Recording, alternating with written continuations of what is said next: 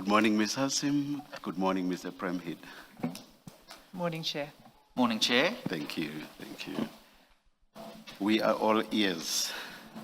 Chair, we, before today's witness takes the stand, we have an interlocutory application that has been brought by Mr. Suleiman Karim, and it's for his evidence to be provided in camera. And Mr. Premhead will address the Commission on that application.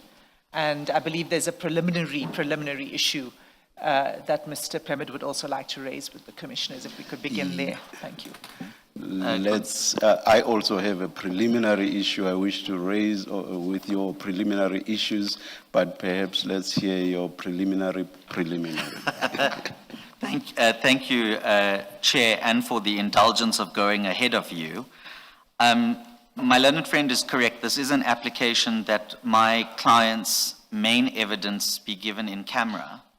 My concern at the moment is that even though the directive says that it will be given in an open session at the college, as we are here today, my concern is that if the in-camera application is argued in front of all and sundry, and I say that with all due respect, bearing in mind that there are cameras here at the moment, and I don't know whether there is a live stream or a live broadcast, I have to raise the possibility that the very argument of the in-camera application would render the application itself and any subsequent determination nugatory because of the consideration of it being in camera. And I must admit, when I read the original directive that said open session at the college, I assumed that that meant we would have an open session in the way that we are physically here, but that it would still be determined in camera pending whatever outcome is to be made, as opposed to how we had asked for the reasons canvassed in the in-camera application that it be done virtually or at a different venue and so on. And so I just have to register my concern with all due respect that the very substance of the application we're going to debate, which will determine how my client gives evidence, is potentially going to be pointless by virtue of the fact that we may have a live proceeding or live television proceeding that goes out. And may I just say this, I can understand that if the Commission is ultimately against me on the in-camera application, that there can be publication of everything ex post facto, because in that instance there would have been a final substantive determination on whether it should be in camera or not be in camera. But if we argue the in camera in open, as we are doing at the moment, and I repeat my concern about live television proceedings, then that creates the prejudice. And you would recall, Chair, that in the notice of motion filed by the applicant, if you have the paginated bundle in front of you, if you look at paginated bundle 3, prayer 2, the prayer 2 notice of motion, with all due respect, I think covers a situation that we find ourselves in where the very request for that proceeding itself is to be in camera. Otherwise, the outcome would be rendered nugatory. And so those are my submissions as to my preliminary concern. Thank you, Chair. Thank you, Mr. Premhead. Mr. Premhead, I'm not sure that I follow you with regard to the point that the outcome and what's basically sought will be rendered nugatory. I just don't get that, because what Mr. Karim seeks is that the hearing of his evidence should be in camera. Yes. If he succeeds, how will this open session have rendered that nugatory? Well, that's the exact dilemma, Chair, with all due... And also, perhaps, let me add this. Yes. All, if I'm not mistaken, my colleagues will correct me, and perhaps even the evidence leaders, all applications for in-camera hearings have always been heard here in open session. And a good few of those were found to have substance, and the actual hearing of the testimony was then in camera. Yes. So I don't know what makes this one stand out, and for the argument that the whole thing will be rendered negative. I just don't follow it. I just don't follow it. I followed the question. If I may respond, Chair. On the first issue about defeat the main hearing, what you will, and now I speak with some hesitation because I'm now traversing potentially some of the merits of the in-camera application, and we're not yet at that stage. We're determining rules of engagement, if I can put it that way. What you will know is one of the arguments that is made in the in-camera is that my client started receiving death threats, and that those death threats emanated even before he gave his actual evidence at the commission itself. And so my client's position is that he is being subjected to those death threats regardless of the actual evidence he is going to give. Now, the fact that we are having this debate about whether he should then still give that evidence in camera or not in camera now reveals to the public at large watching in that he's been the subject of those death threats, and that he might be made to give evidence, but it just will happen on a day or in a time or in a format that the public at large might not know about. But the consequence of that doesn't detract from the fact that my client, based on what he says in the affidavits, is that he's being surveilled. And the fact now that this has already happened on live television, with all due respect, does not, or rather does, undermine the very purpose of the in-camera, which was to protect that disclosure when he comes back to the commission to give his evidence in chief, if I can call it that. And because of the particular situation that my client finds himself in, the fact that we're already publicizing the fact that he's making the in-camera application is the prejudice that we are talking about. So that's on the first point, if I may, Chair. On the second point, I obviously can't answer for what other applicants did in respect of their in-camera application or whatever the case might be. I'm not privy to that. But on the facts of this case, and because of that surveillance which I've just mentioned, that's why a particular prayer was included in the notice of motion, prayer 2, that the actual argument of the in-camera be held in camera itself. And again, I say this without trying to traverse the merits of the in-camera application, but I'm just registering the difficult position now that my client is in, because the surveillance which happened from the previous session is now going to continue, arguably, from this moment in time, because if my client doesn't appear to the public's knowledge on the 9th and 10th, the public will know that he's compelled to give evidence. It's arguable that the in-camera was granted and that he's still giving the evidence, with the effect that the threats are going to materialize again, with all due respect, because it effectively now has given publication to the very concern that my client had, that he's under surveillance. So, Mr. Karim, wants the public to be under the impression that he will not be testifying, or what exactly No, is the point?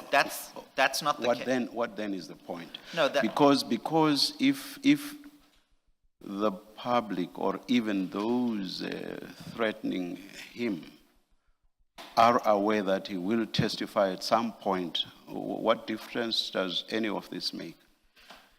The difference is, Chairperson, in the two alternative factual scenarios is, let's assume when we came in here this morning, this session was being conducted in camera, in the way that I had understood it would be. What that would mean, with all due respect, is that there would be no insight given to the people outside of this room that the in-camera application was made, and if it was granted, then the public knows that Mr. Karim ought to have testified on the 9th and the 10th, that he might not have materialized on the... Even those threatening him will be Even under those that same Agreed. impression. Agreed. So what's the Agreed. difference? I was getting to that, if I can finish. Yes. What I was saying is that in the scenario that I'm talking about, that if these proceedings were in camera, On the 9th and 10th, if the commission is with me and grants the in-camera in substance, then whoever is threatening Mr. Karim and the public at large would be left to speculate, why didn't he give the evidence? Is he still giving evidence? Or whatever the case might be, insofar as Mr. Karim's appearance at the commission is concerned. That would not release Mr. Karim from the obligation to still give evidence, which he would give, but it's the details around that evidence and the session itself that would be protected and offer him an interim modicum of protection where he says, I'm being surveilled and I'm being threatened even before I give the evidence. I don't quite see the difference in substance to what I said earlier, which was that, so Mr. Karim doesn't want the public to know that he will testify at one stage or another. The various options or possibilities or permutations you referred to boil down to, or at least part of it boils down to what I said, which is that he does not want the public to know that he will testify. Yes, but that's not because he has, the case he's pleaded in front of the commission is not because he doesn't want the public to know, it's because of the threats that he's received. But part of what you said says exactly what I say. No, Of the various permutations you gave, part of it says exactly what I say. I accept that, but we Yes. also have to accept that there will be parts of your report, for example, that might be subject to certain confidentiality regimes. There might be evidence that is in your final report that is subject to certain confidentiality regimes which the public at large would not know about. So it's not as though Mr. Karim, with all due respect, is asking for something unique or specific to him that the Commission's rules itself does not contemplate. It's to, the Commission is being asked to strike the appropriate balancing act between making the witness testify, which Mr. Karim accepts, he has to testify, obviously, but at the same time protecting him or offering him a measure of protection that neutralizes or potentially neutralizes some of the threats that he is receiving. With all due respect, I haven't taken an instruction from my attorney at the moment, but just speaking frankly, if this live television camera is on at the moment and it's being broadcast to the public, then actually my application for an in-camera hearing is potentially rendered moot, because the same people who are threatening my client even before he comes and gives the substantive evidence now know what he's attempting to do. And so with all due respect, I don't even know if there's any point in proceeding with the in-camera application, although my attorney might kick me if I say I'm abandoning it, because of this exact prejudice which has now manifested. I've heard what you've said to me, Chair, but I must obviously put my client's position regarding what is happening at the moment and how that potentially prejudices him in light of the relief that he sought under 4.2 of the Commission's rules. You earlier said you may already be touching on the merits. Perhaps what I'm going to raise also touches on the merits. Is this a preliminary concern now, No, Chair? but no. Are we still on the preliminary? I'm still on your preliminary. Okay. Preliminary. Got you, Yes, Chair. Got you, yes, Chair. Yes. How exactly, everything being conducted in the manner in which Mr. Karim suggests, how will the evidence then be dealt with in practical terms afterwards? For example, you even referred to the final report treating the evidence in a particular manner and perhaps even the public not having access and so on. So I'm raising what I'm raising Yes. in the context of that submission. I accept that, yes. How will the Commission handle the evidence, assuming that the application is granted? Yes. Yes. I'm thinking, maybe let me just add, I'm thinking, for example, the evidence may say something about people who may either themselves on their own want to respond, or in respect of whom the evidence leaders may want to lead evidence that counters whatever Mr. Karim may have said. So how does all of this get handled? I accept. Because those people will have to know. No, of course. And content I'm of not the suggesting that a case be conducted against them in their absence or without their fair trial rights being protected. As you know, Chair, my client is particularly keen on his fair trial rights. It would be ironic if he's attempting to, the Minister of Finance is trying to phone me. That must wait until later. I apologize. I'm sorry, Chair, go ahead.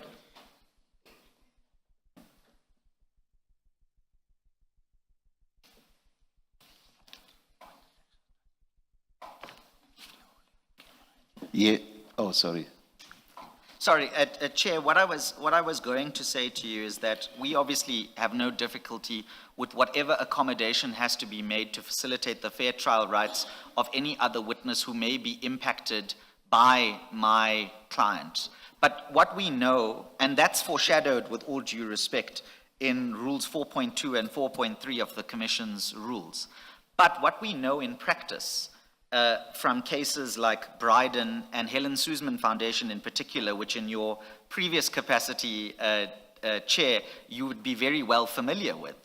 There are particular circumstances where the disclosure of evidence in a particular context is subjected to a confidentiality regime that appropriately balances the interests in the evidence coming to the court, or in this case, the tribunal, the inquiry as the tribunal forum, so that it can apply its mind to all the evidence and do its job, but also that the court, and here I would say the Commission of Inquiry under those rules that I have quoted, has an equal power to impose a degree of, and I'm hesitant to use the word secrecy regime, I'd rather use confidentiality regime, that protects interests that are implicated if it was just conducted in the ordinary manner, which is the open justice default position. And with all due respect, Chair, in Helen Suzman Foundation, building off the commercial case of Bryden, you were at pains to explain that this is that the kind of regime that Mr. Karim is asking for, including the kind of regime that you would be entitled to impose in terms of the rules for what happens in future, is the appropriate balancing exercise where constitutional rights are implicated. And because my client has claimed that there's a threat to his life, there's a threat to his family, there's a threat to his businesses, there's a threat to his employees, this is the appropriate instance that the Commission, and through you, Chair, must consider its own rules which enable such a balancing exercise, and then your powers to give appropriate directives to achieve that balanced outcome. That's what we would say. Of course, my attorney tells me that there are other witnesses who have been heard in camera. I believe it's witness X, and that appropriate regimes must have been made for them as well. I don't know the exact facts of what happened with witness X, but we're not in a situation where the Commission is powerless, with all due respect. And may I just end by saying this: none of what we are asking for is a release of Mr. Karim's obligation to come here and to tell the Commission what the Commission wants to know and be subjected to questioning by the evidence leaders and the commissioners. It's about the threat that has been identified and what the Commission does in recognition of that threat, and to exercise its powers we would submit it should do to protect him in light of that threat. That's really where we are, Chair. Thank you. I apologize if that was a very long answer. No, understood. Thank you, Chair. Can I? Thank you. Maybe on just that last point, to start there, that other witnesses, including Mr. X, have testified in camera and arrangements were made to protect their evidence.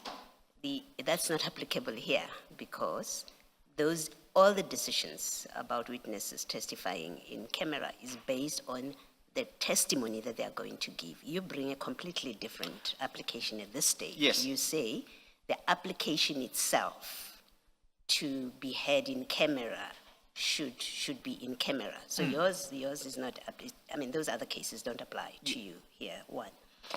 But you, in your engagement with the chair, you speak to, you want to be heard in camera. There's actually two legs to your application. You want this very application to be in camera because you don't want it to be known why the reasons that he's seeking to be heard in camera. Well, they are out there now. as you It's have too late mentioned now. that. Yes, they're out there. absolutely. And as an aside, I would have thought ordinarily a person would want it to be publicized that the concerns that your client has, that there are people who are making threats against me, they would want it to, the light to be shown on those who are making the threats on them so that they know the world is watching. I would have thought that's what your client would want to happen. But more importantly for me, you have two parts to this. The second part is you want the papers, including this application. So we are not yet in the merits. This very application that you are before us about and that you're arguing about, you want the papers to be shared only amongst a defined number of people in the commission. You say the chairperson and commissioners, the evidence leader designated to lead, Mr. Karim, the commission's appointed legal team, the secretary, Mr. Karim's appointed legal team, and the commission's official transcriber. You haven't said why you want to restrict. You want the commission to restrict who has access to these papers. And I've tried to read your papers. I don't see a case made for it, including for this leg of the application. I mean, it seems like your client is wanting something that, certainly I've never encountered anything like this, and he doesn't lay a basis why only these seven, or people in these seven categories should have access even to this, even before you get to his statement on the merits. Or the application to be heard in camera, just even this preliminary issue. Can you just explain what's going on? I really don't understand this application. And on what legal basis does your client think he's entitled to have to prescribe, as he's doing, about who should have access to his papers, one? Two, the legal basis for him to seek to be heard in camera, his application to be heard in camera. I've never, ever encountered that, and I don't see a legal basis for it set out in your submissions, but also the factual allegations, if there are any factual allegations here. I don't understand this application, Mr. Premed. May I respond? Thank you, Chair. Commissioner Baloy, thank you. May I start with the first question about the prescribing of the access? That is rooted in the understanding of the applicant of Rules 4.2 and 4.3, read with Rule 11, which on our reading, 4.2 says, in an appropriate case, the chairperson may make an order that a hearing be held in camera or via electronic means. In such a case, the chairperson shall specify in the order those persons who shall be permitted to attend the hearing in camera or by some other means. Then with 4.3, at the request of the witness whose evidence is to be heard in camera or meru motu, the chairperson must order that nobody may, directly or indirectly, disclose the identity of the witness who is to give the evidence in camera, and then read with Rule 11, which is the so-called catch-all rule, which gives the chairperson the procedural right to determine issues not otherwise prescribed in the rules. Yes, what I'm trying to understand is this defined list. I understand the rule. I know what the rule says and the powers that it gives the chairperson. What I want to understand is, when your client says only the evidence leader dealing with the matter should have access to this application that we are concerned with right now, on what basis does he assert that kind of Yes. of request? Yes. We have a whole team of evidence leaders. Yes. We have investigators. Yes. Right? You know that. Yes. There is no explanation. Yes. Why those should not Yes. have access to this application. Yes. And I can put to you that, at least in my reading of your application, there's nothing confidential Yes. about it. He's not, your client is not disclosing any confidential matter. The best he does is to suggest that the threats are confidential. That's because that's the only basis on which he's seeking for this first leg to be heard in camera. And all he speaks to is the threats. So he's asking for the threats to be kept confidential. Why can that not be shared with the rest of the staff of the commission? Why shouldn't the staff be aware that there are these threats that he's relying upon? Yes. Let me immediately accept that on the strength of the affidavits as prepared and submitted in front of the commission, there is no direct engagement with why the list curtailed in Schedule A is presented in the way it is presented. I accept that, and I'm not going to dispute that, because that would be a hopeless cause. But I hope that, Commissioner Baloy, you can see that there is a relationship in the exercise that is being done in Schedule A with what is set out in the rules that I've just read to you, in the sense that where in an appropriate case there is an in-camera consideration, the chairperson can make an appropriate directive to limit access as to who can or cannot have access to those proceedings and the papers. So yes, I'm not having that debate with you. No, I know that's what the rules say, Exactly. and we have used the rules. Exactly. What I'm struggling with, or what I don't see, yes, is how that gets to be applied, or how your client relies on that, Yes. given what he has yes. set out in the And papers. that's why I started by clarifying, by saying if you want that direct explanation in the affidavit, I have to accept it's not there. But why the Schedule A is attached to the notice of motion is because it's one of the prayers that are sought from the commission applying the commission and the chairperson applying his mind. If on the basis of no pleading, the commission says, well, I can't grant you that relief because you haven't made out a case for that, then I have to accept that. But the reasonable explanation as to why there's an attempt not only to keep this application in camera, but limit who has access to the content of the application is threefold. Number one, Mr. Karim nor his legal team knows the internal processes of the commission. And it might be the case that not everybody in the commission needs to be involved in the Mr. Karim specific matters. And so the commission might in and of itself have its own Chinese walls that it will sometimes enforce or not enforce in order to preserve the integrity of whatever's happening in front of the commission, which I say applies here in an in-camera request. Number two is that never mind whatever the commission's own internal processes are, practically speaking, in the light where the commission, where the case made in front of the commission is that I'm being surveilled, I am under threat, I don't know who's watching me or who's not watching me. At its most generous interpretation from Mr. Karim's side, obviously there's a less generous interpretation from the case against me, but the most generous interpretation that can be afforded to Mr. Karim is that that Schedule A, which was subject to the control of the chairperson of the commission at all times, was an attempt to make sure that the net was not cast too widely, so that all and sundry, and I'm using that phrase again, but I'm using it with respect, get access to the very papers that may or may not result in the breach or of Mr. Karim's rights in the way that he's saying in the papers. The third explanation, Commissioner Baloy... The second explanation, put simply, is he doesn't trust the rest of the staff of the commission that they may not distribute. Or in fact, he doesn't trust the commission.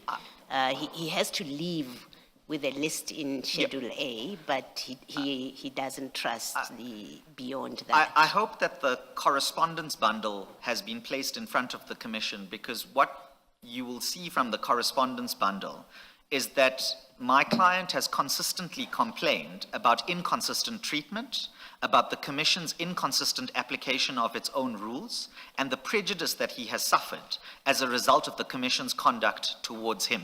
Is your answer to my question that, is it a yes? He doesn't trust that the commission will not share his application outside of the commission, that with the consequence that those who are threatening him would become aware of it. Is it a yes? That's my question. It is a yes, but I hope you will understand, Commissioner Baloy, that it's not an out-and-out yes in the sense that, you know, my client is complaining about that this is just a farce exercise or that he won't get a fair trial. It's based on his experience at the hands of the commission that that lack of trust arises.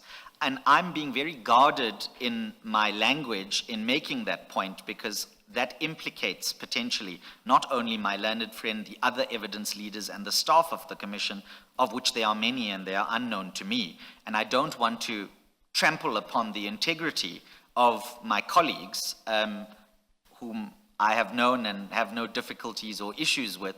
It's just that obviously my client, given the treatment that he has been subjected to, has a legitimate concern which informs the application and the attempt to limit the access as explained in Schedule A. Just to be clear, that treatment that he's complaining about and on which he suggests he relies for seeking to limit who has access to his papers, does it include a disclosure of whatever he submitted to the commission, to the public? Does it involve breaches of confidentiality? Well, it's difficult in the facts to answer that in circumstances where we only gave the statement yesterday.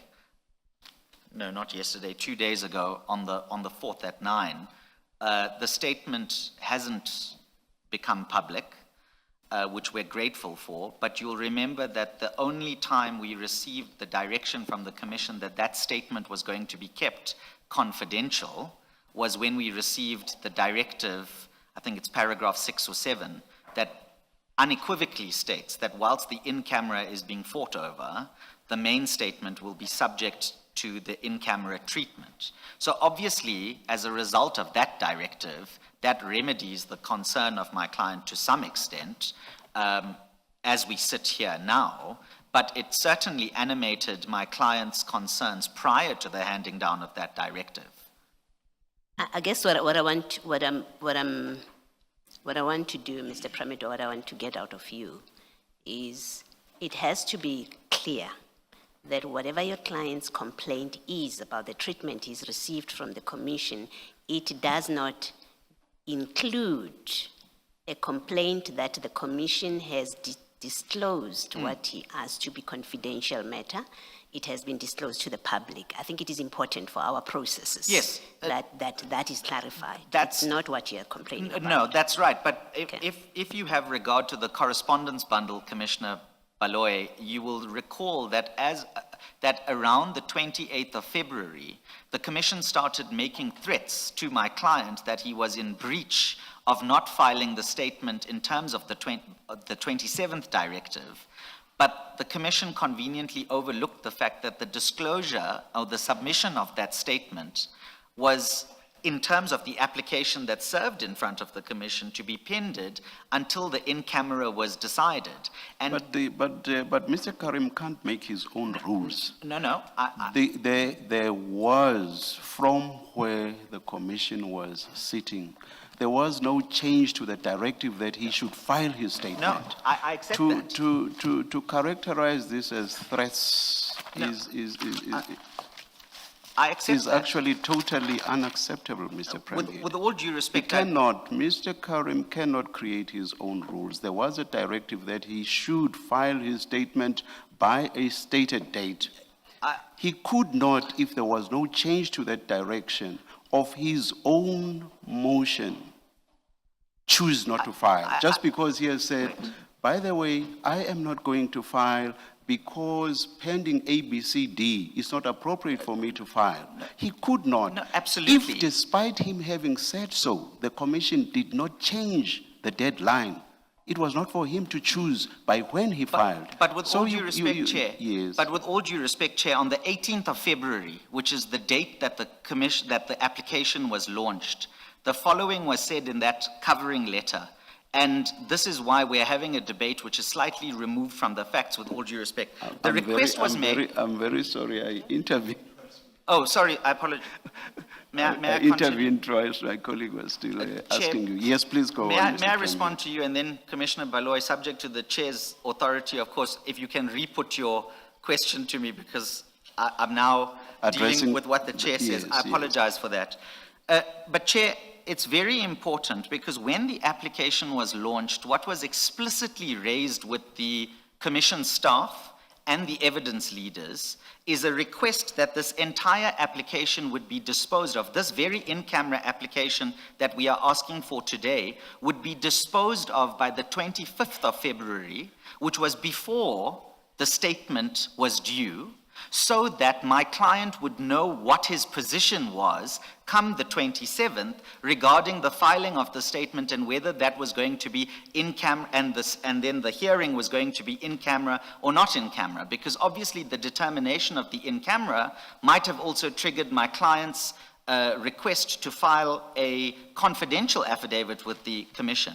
And so on the 18th of February, my client doesn't only say, please bring this to the extremely urgent attention of the chair so that a determination is made by the 25th before our statement is due.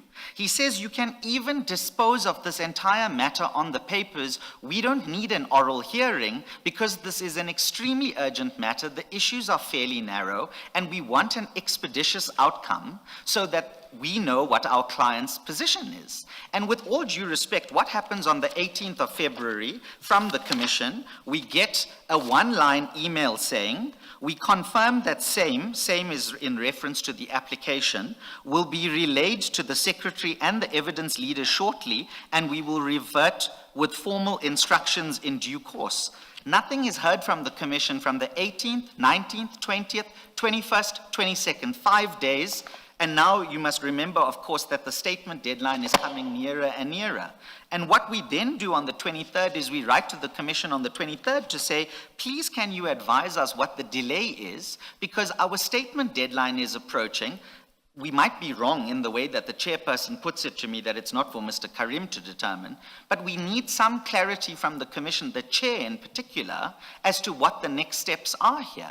And so, with all due respect, Chair, when I talk about these threats emanating, it's not as though my client had, by the time his statement fallen due, not only launched an application where formal relief was sought in respect of the delivery of that statement, correspondence was repeatedly sent to the Commission staff and the attorneys asking that this matter be dealt with extremely urgently and in an expedited fashion.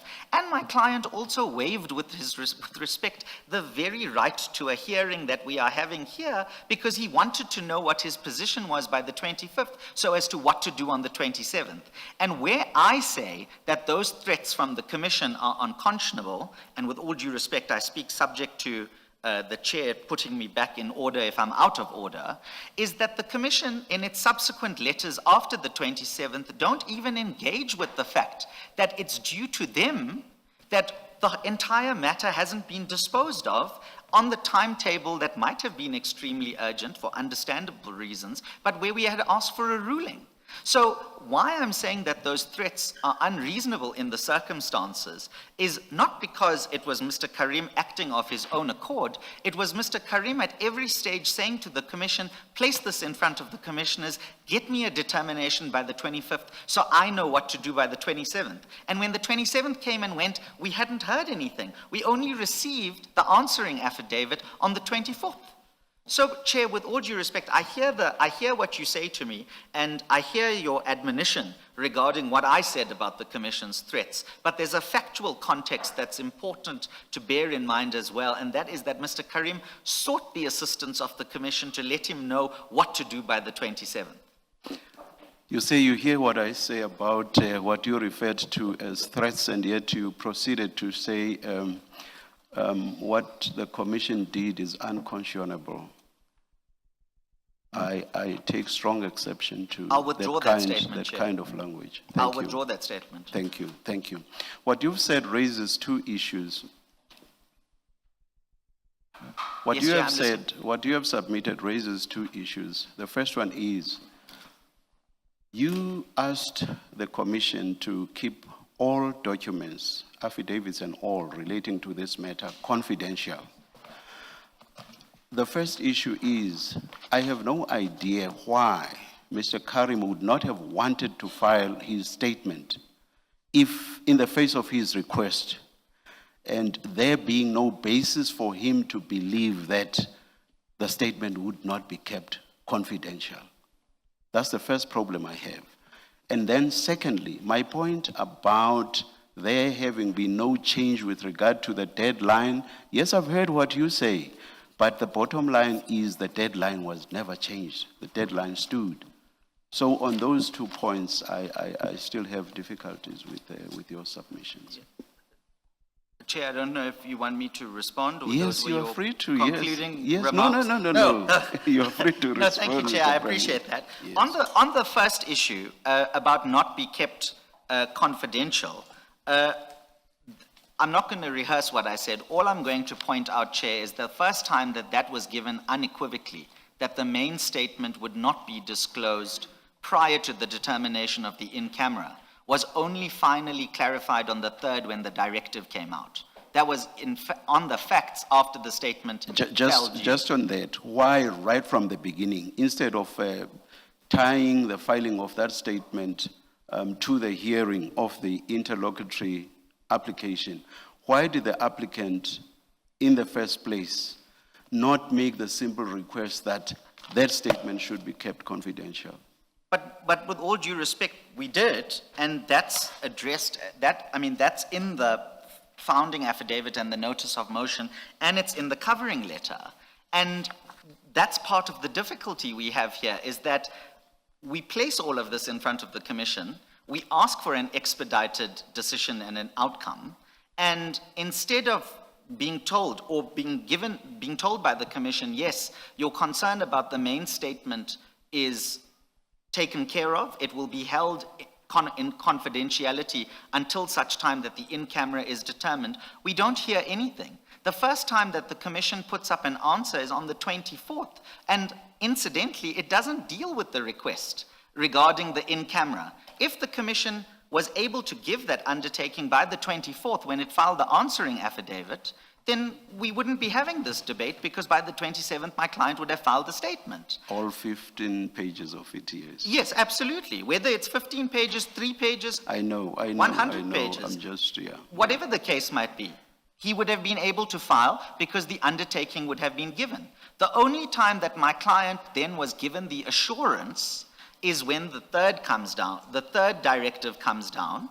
And look at what happens. When the directive comes on the 3rd, and the directive says, you must file your statement by the 4th, and you must file it by 9 o'clock, and it will be kept confidential, the statement is filed, no difficulty. So with all due respect, it's a bit unfortunate that my client finds himself in this position in circumstances where he's not in control of these things, and a concern is raised for determination that affects the filing of the statement but is being dealt with in the way that I've just explained. So that's on the first issue regarding the main statement. The second issue, Chair, which I've now forgotten because I've written a note here that says deadline, but I have no idea what that means. I think I've forgotten also, but probably... As long as you forgot, Chair, that's fine. That's okay for me. Probably it was that.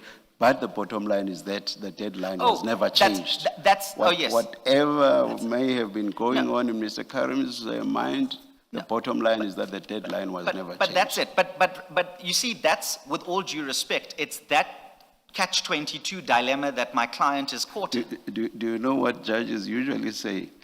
They say that when counsel says, with all due respect, deep down inside they're saying, what the hell?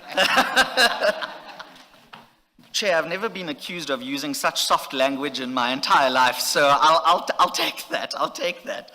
Mr. Karim, you wanted me to reformulate my question, to re-put it to you. I thought you had answered my question, but then you went on to muddy it with the threats and the filing of the statement, and all of that was said about it. But I had, the first part of your response was, you are not saying that there's been a disclosure of information submitted to the commission by Mr. Karim, which he had marked to be confidential, you are not saying the commission has landed that kind of material in the public Yes, domain. we're not saying that. Yeah, that's what I wanted to clarify with you.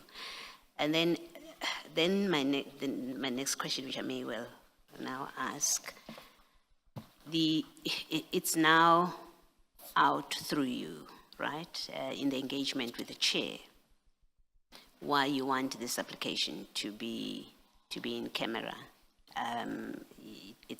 We've had many slip-ups like that from legal representatives, where they do seek something and then they are the ones that actually disclose that which they're asking for. Yep. Or that they're arguing. So it's now in the public domain, the reason that you want this application to be in camera. Is there still hasn't the issue become moot? At least this first part. Hasn't the issue become moot and we should just go ahead and hear that part of the application? Chair, my attorney is whispering something to him. That's all Chair, through you, may I just take the instruction? Thank you.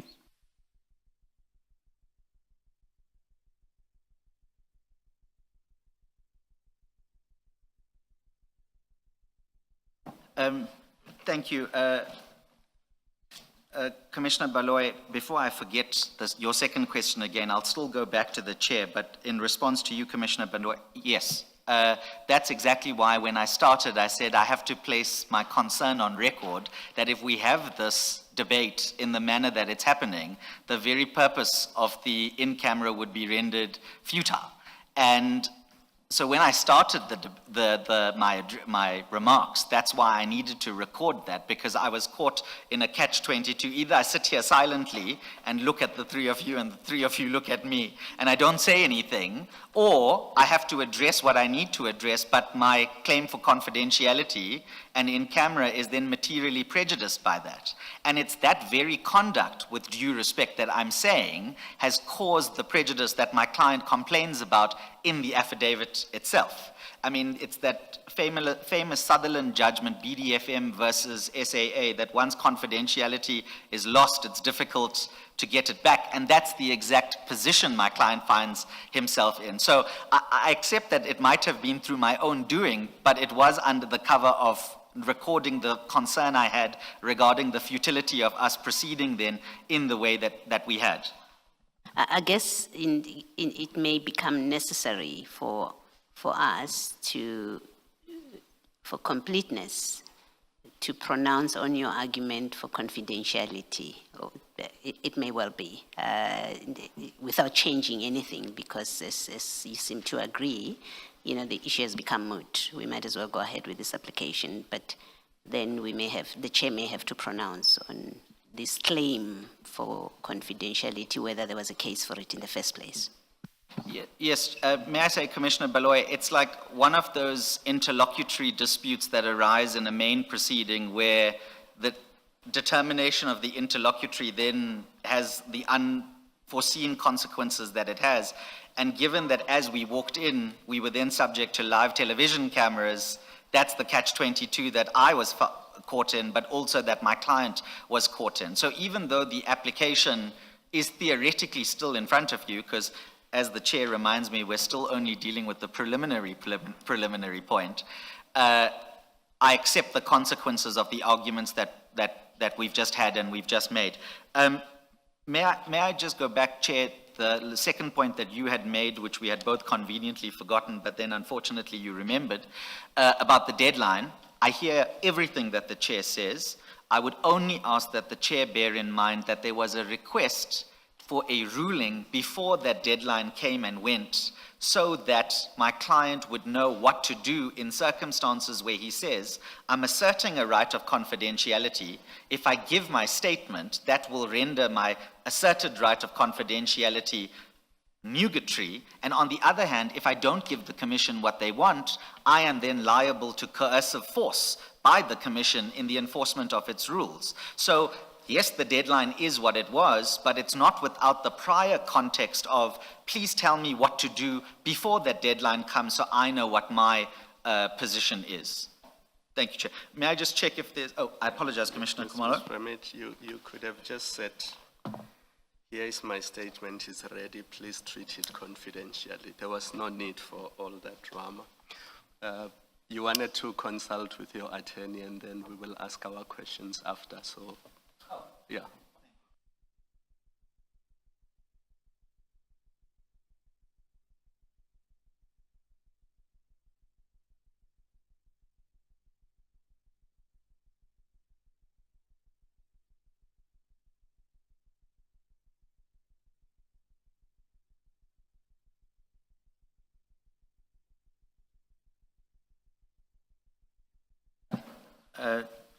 Thank you very much, Commissioner Khumalo, for the indulgence. We're ready to I don't proceed. want us to debate the point I made because I think the preliminary point has become, I think you should just leave that prayer. Prayer 2 must just be abandoned. And when you deal with prayer 3 and 4, I will tell you what my concern is. Before the merits, may I? Did I get the impression that, but for our engagement, you were done with your submissions, Mr. Premier? On the preliminary, yes, I think it's only fair that Ms. Hassan Yeah, gets an opportunity that's where I want to go respond. to. That's where I want to Absolutely. go to. Although I Are don't you think- accepting you abandoning 2 so that we don't need to debate? I would prefer the Commission make a ruling against me rather than abandoning it. All right. Thank you, Chair. Ms. Hassim? Thank you, Chair. I mean, in the light of the questions that came from the Commission, I can be brief just on the preliminary point. I think we should probably just get straight to the merits because, as Commissioner Baloy says, this issue of the preliminary point has become academic. After the first, I think it was only after the first minute or two of my learned friend's address, we strayed right into the merits. And so part of what's been debated in fact, concerns the merits of the application. But even though, that should be the end of it, I would like to say 1 or 2 other things. The first is that my learned friend says that he did not understand the session today to be a session in which it would be a public one. And I must say that's hard to understand in the light of the directive of this court on the 3rd of March. Commission. Pardon me, of the Commission. I must wear my other hat. In the light of the directive of this Commission on the 3rd of March, which stipulated that it would be heard in open session. Now, even if that were not a live broadcast, what it could not be understood as is to be a session that would be closed to the public.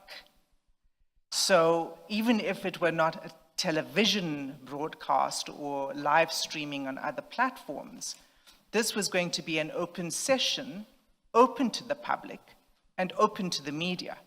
So any reporting or any coverage, photographs, anything would still be permitted in an open session. So it doesn't aid my learned friend to say that, understanding of what an open session was that it would be somehow closed and that it would only be perhaps the legal representatives and the commissioners.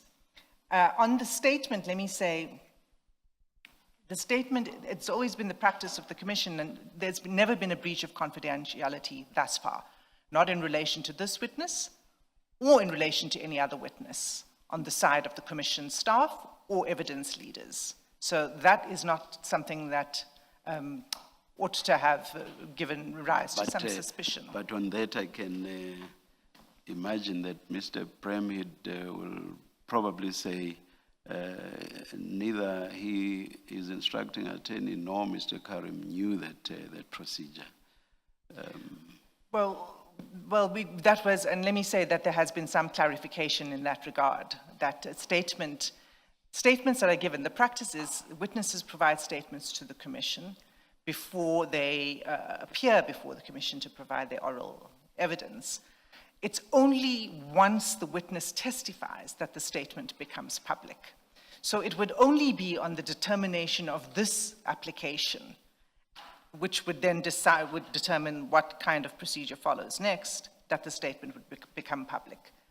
That's the second thing. The third thing I want to say is that in relation to the perceived threats of the breach of the ruling of this commission, it is important that witnesses understand, and the legal representatives, what the requirements are of the commission and the status of rulings that are given by the commission. So it wasn't in the nature of a threat.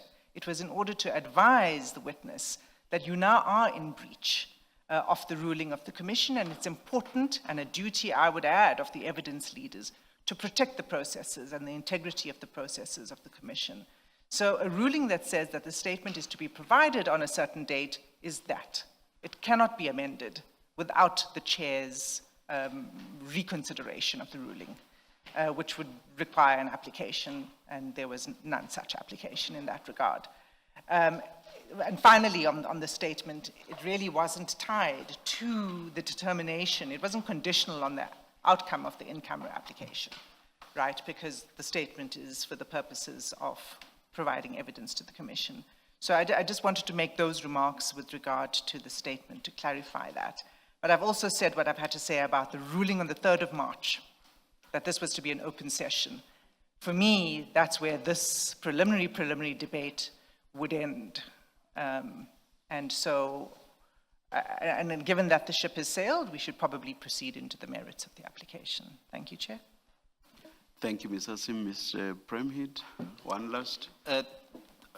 Yes.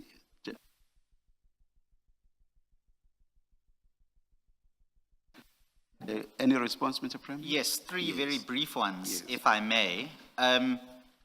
In respect of the first point made by my learned friend about her understanding of the directive, with all due respect, it's not her understanding that matters. It's what the Commission makes of the application and the request for the ruling beforehand. And that's why the ruling was made beforehand. The request for the ruling was made beforehand, so my client wouldn't find himself in the exact position he finds himself in at the moment.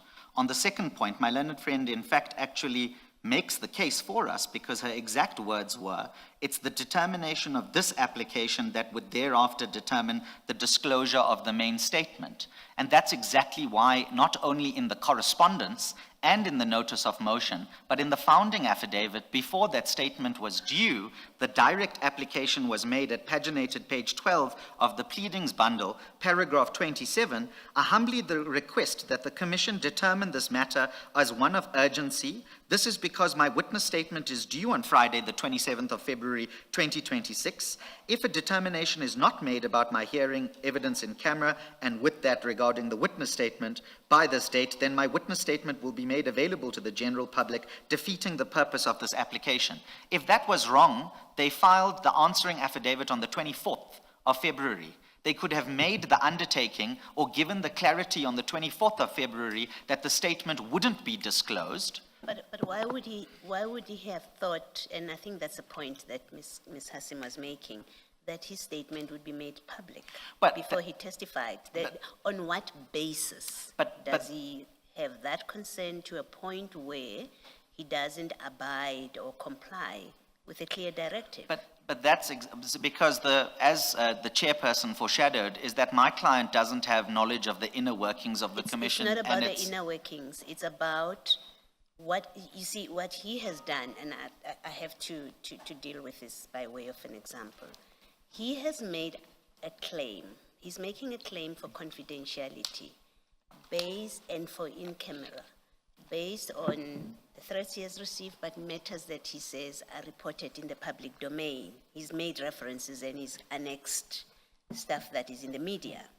So he's relied on matter that is in the public domain. I'm asking a question like that there is nothing, he knows nothing about the processes of the Commission, as you rightly say. He doesn't know our internal workings, but again, he has nothing from the public space that is a basis for that concern about his statement being made available to the public. He makes it up. He makes it up, and on the basis of that fear that he's making up, he then says, I'm not going to file my statement until you give a ruling, because it might go into the public when there's absolutely no basis whatsoever, no factual basis for him to raise that kind of concern, and therefore not to abide a ruling that says you must file by a certain date. So it's not an answer to say, I guess what I'm doing is I'm saying,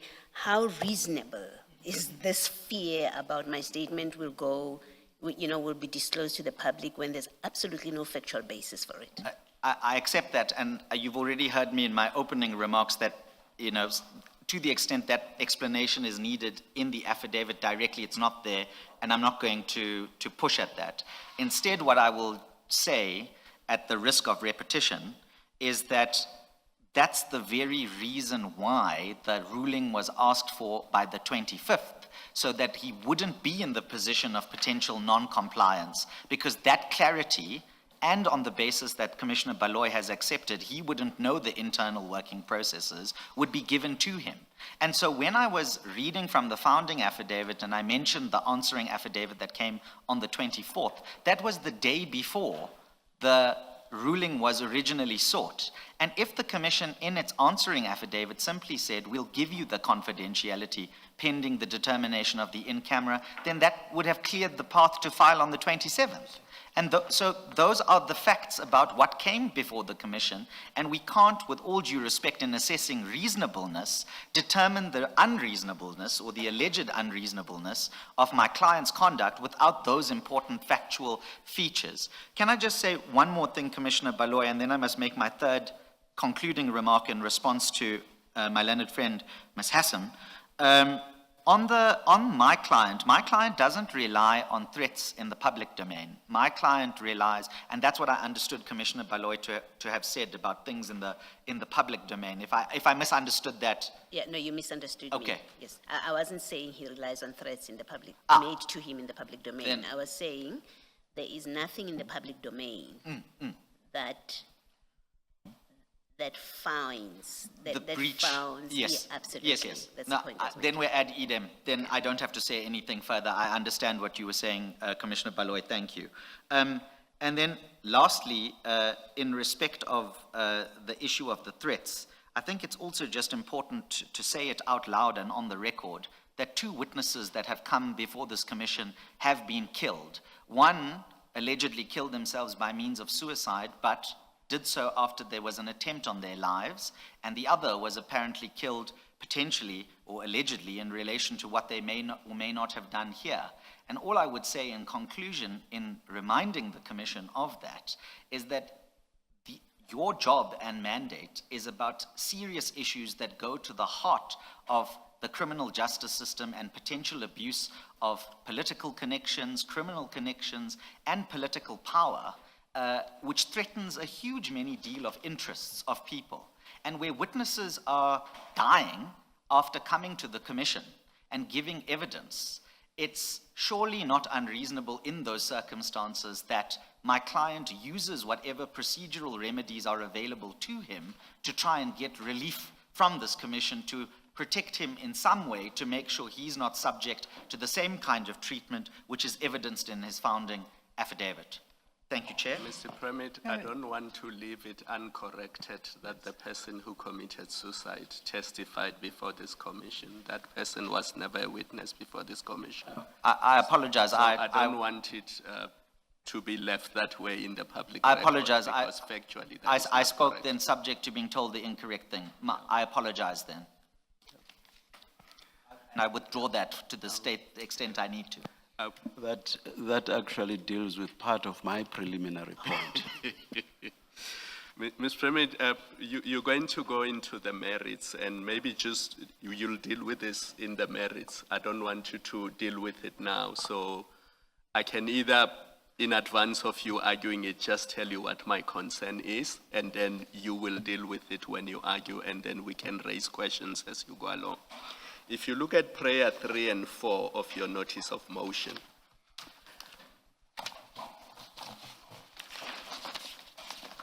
read with your Schedule A. The effect of it is that the Commission's investigation team must not have access to these documents. The Commission's head of security must not hear this evidence, must not have access to these documents.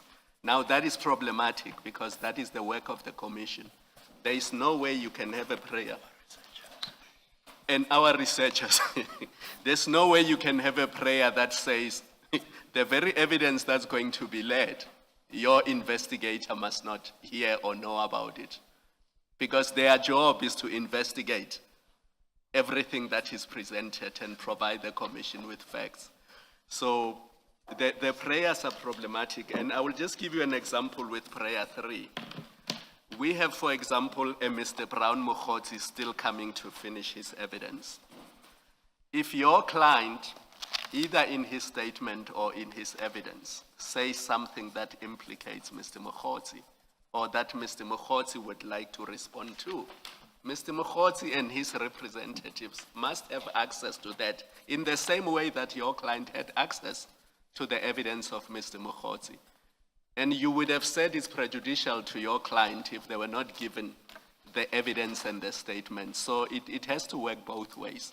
If your client mentions any person and gives evidence against them, they would be entitled to that. So you cannot have a situation where all papers exchanged in relation to your client's evidence are not disclosed. It cannot just be this open-ended. And then you've had me on the Commission staff, especially, on matters of security, for example. The Commission's head of security, and I won't go into detail because those are sensitive matters. And internal processes which we're not aware of, absolutely. To assess what security arrangements Sure. have to be made, he needs to have access to all of this. So you cannot say he must not have access because how else does he do his job?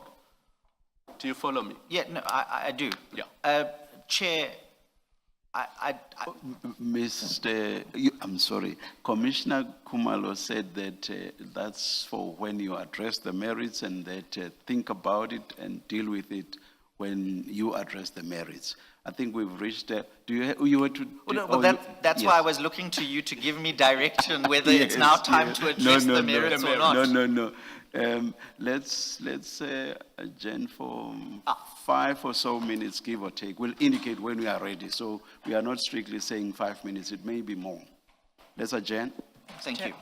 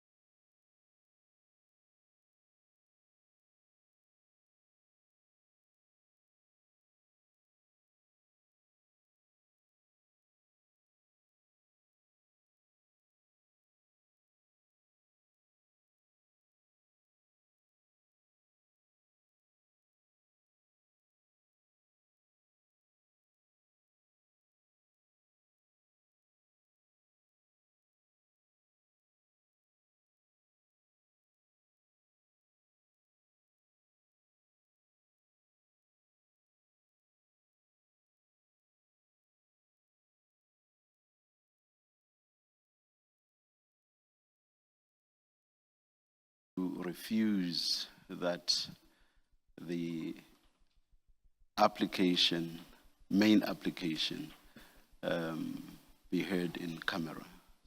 That's my order. So it will be, the merits of that application will be heard here in open session. Reasons will be given on Monday. Brief written reasons.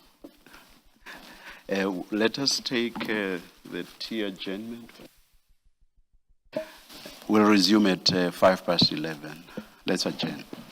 Chair?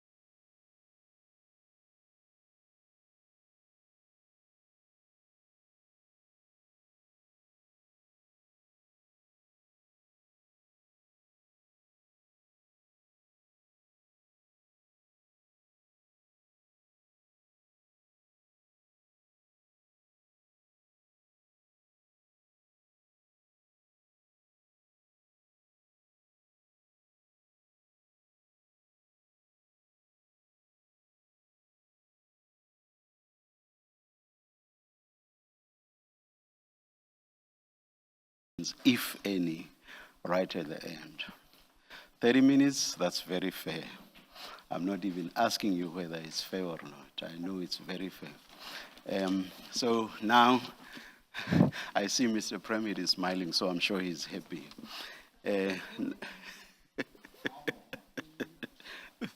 Now to my preliminary issue before Mr. Premier's argument starts. I want to raise concerns about some of Mr. Karim's language in his affidavits. We do have thick skins, but if we must call something to order, I think we should. Subject to cogent explanations being given, I find some of the language gratuitous and at times both gratuitous and sensationalist. Let us look at paragraph 9.1 of the supplementary affidavit at page 54.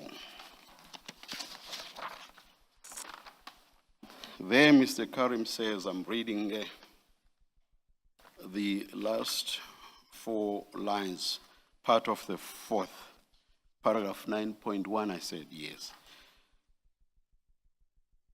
Open quote, it would be concerning in the extreme if it were willing, that is the commission, to gamble with my life or my family's life to see whether the commission's, underline this, kill rate would result in a, again, underline, hat trick, close quote.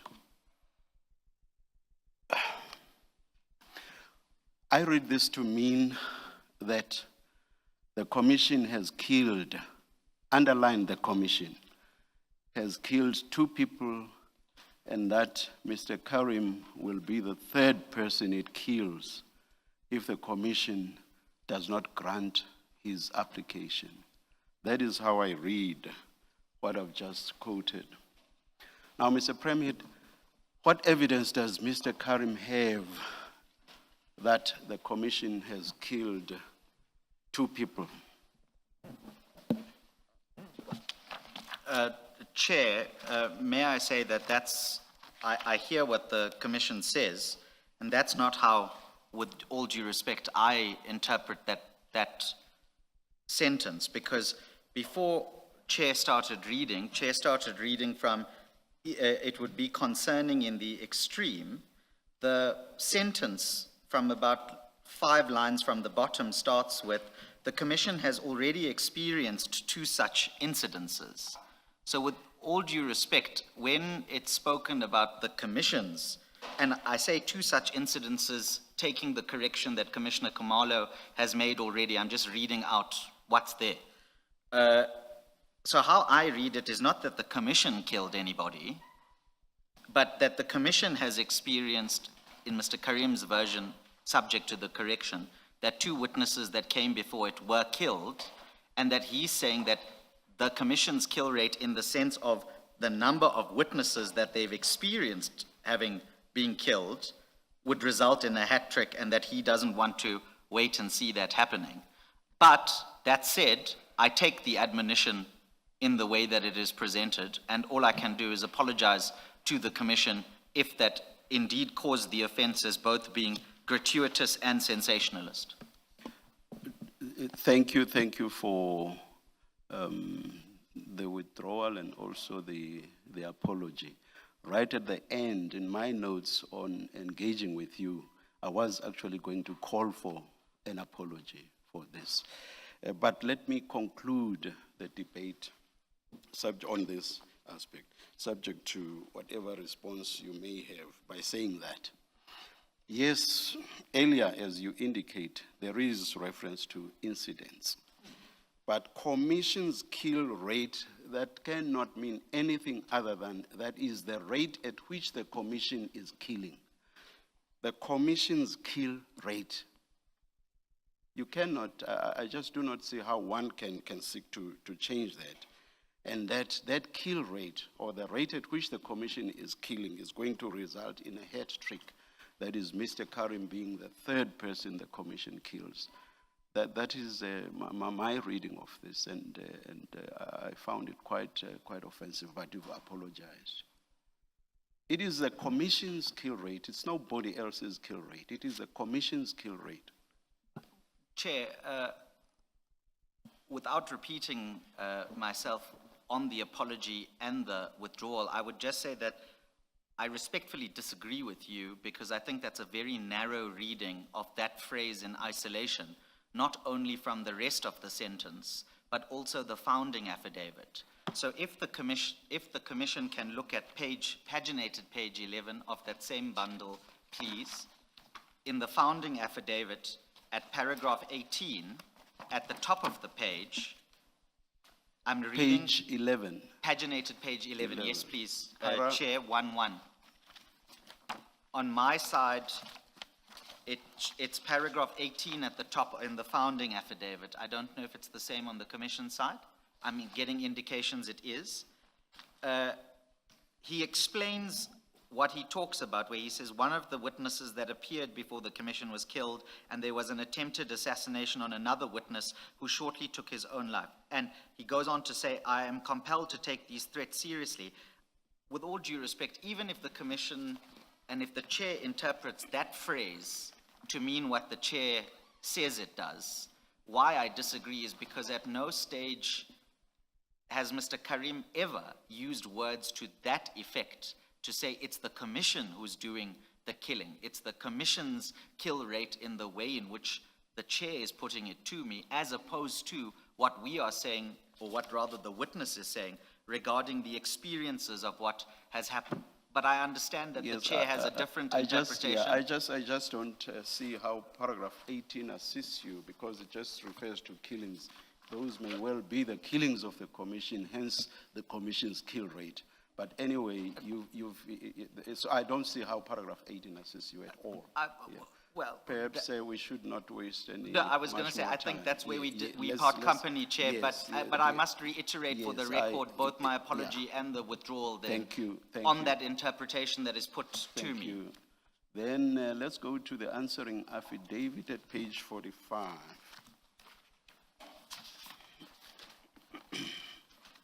Paragraph reply, I'm very sorry, yes, the replying affidavit. Paragraph 66, it reads, instead it is clear that the commission or only Mr. Popkas has opposed the application for an ulterior purpose and out of vindictiveness. I assume that the reference to an ulterior purpose is what, inferential reasoning perhaps?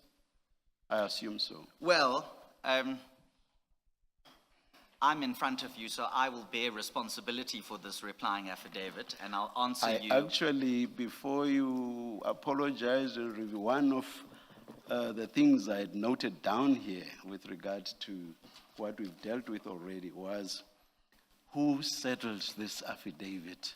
Was it you, the attorneys? Obviously, it could not have been Mr. Premhead himself, but I think you basically want to suggest that you settled it or not. No, Yes. I am, regardless of who settled But we are it. past that you've Reg- retracted, you've apologized. No, it's Yes, more yes. than that. It's Yeah. more than that, and this is important for Yes. the public watching to understand. Yes. Is regardless of who said what and who settled what, I am the advocate in front of you, I am the appointed leader, and I take full responsibility for anything that causes the commission offense or upset.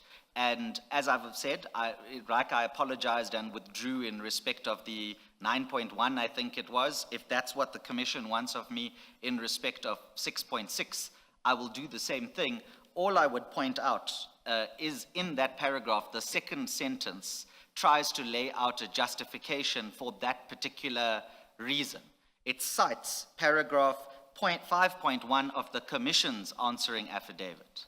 Now, I accept in 6.6, there's not an detailed exposition to justify the first sentence, but at the very least, the deponent is telling you what they are identifying as the basis for the first sentence. But again, I think with all due respect, I'm not going to defend the so-called indefensible. I will take responsibility for it, and I apologize to the Commission and the Commissioners, and I withdraw as is needed.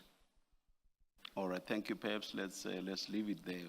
And why I introduced this by saying, is this reasoning by inference? I was then going to take you to what the test for inferential reasoning is, and then I would have also asked you, has that been satisfied for Mr. Karim to say that this is being done or averred for ulterior purposes? Yes. But perhaps let's leave it where.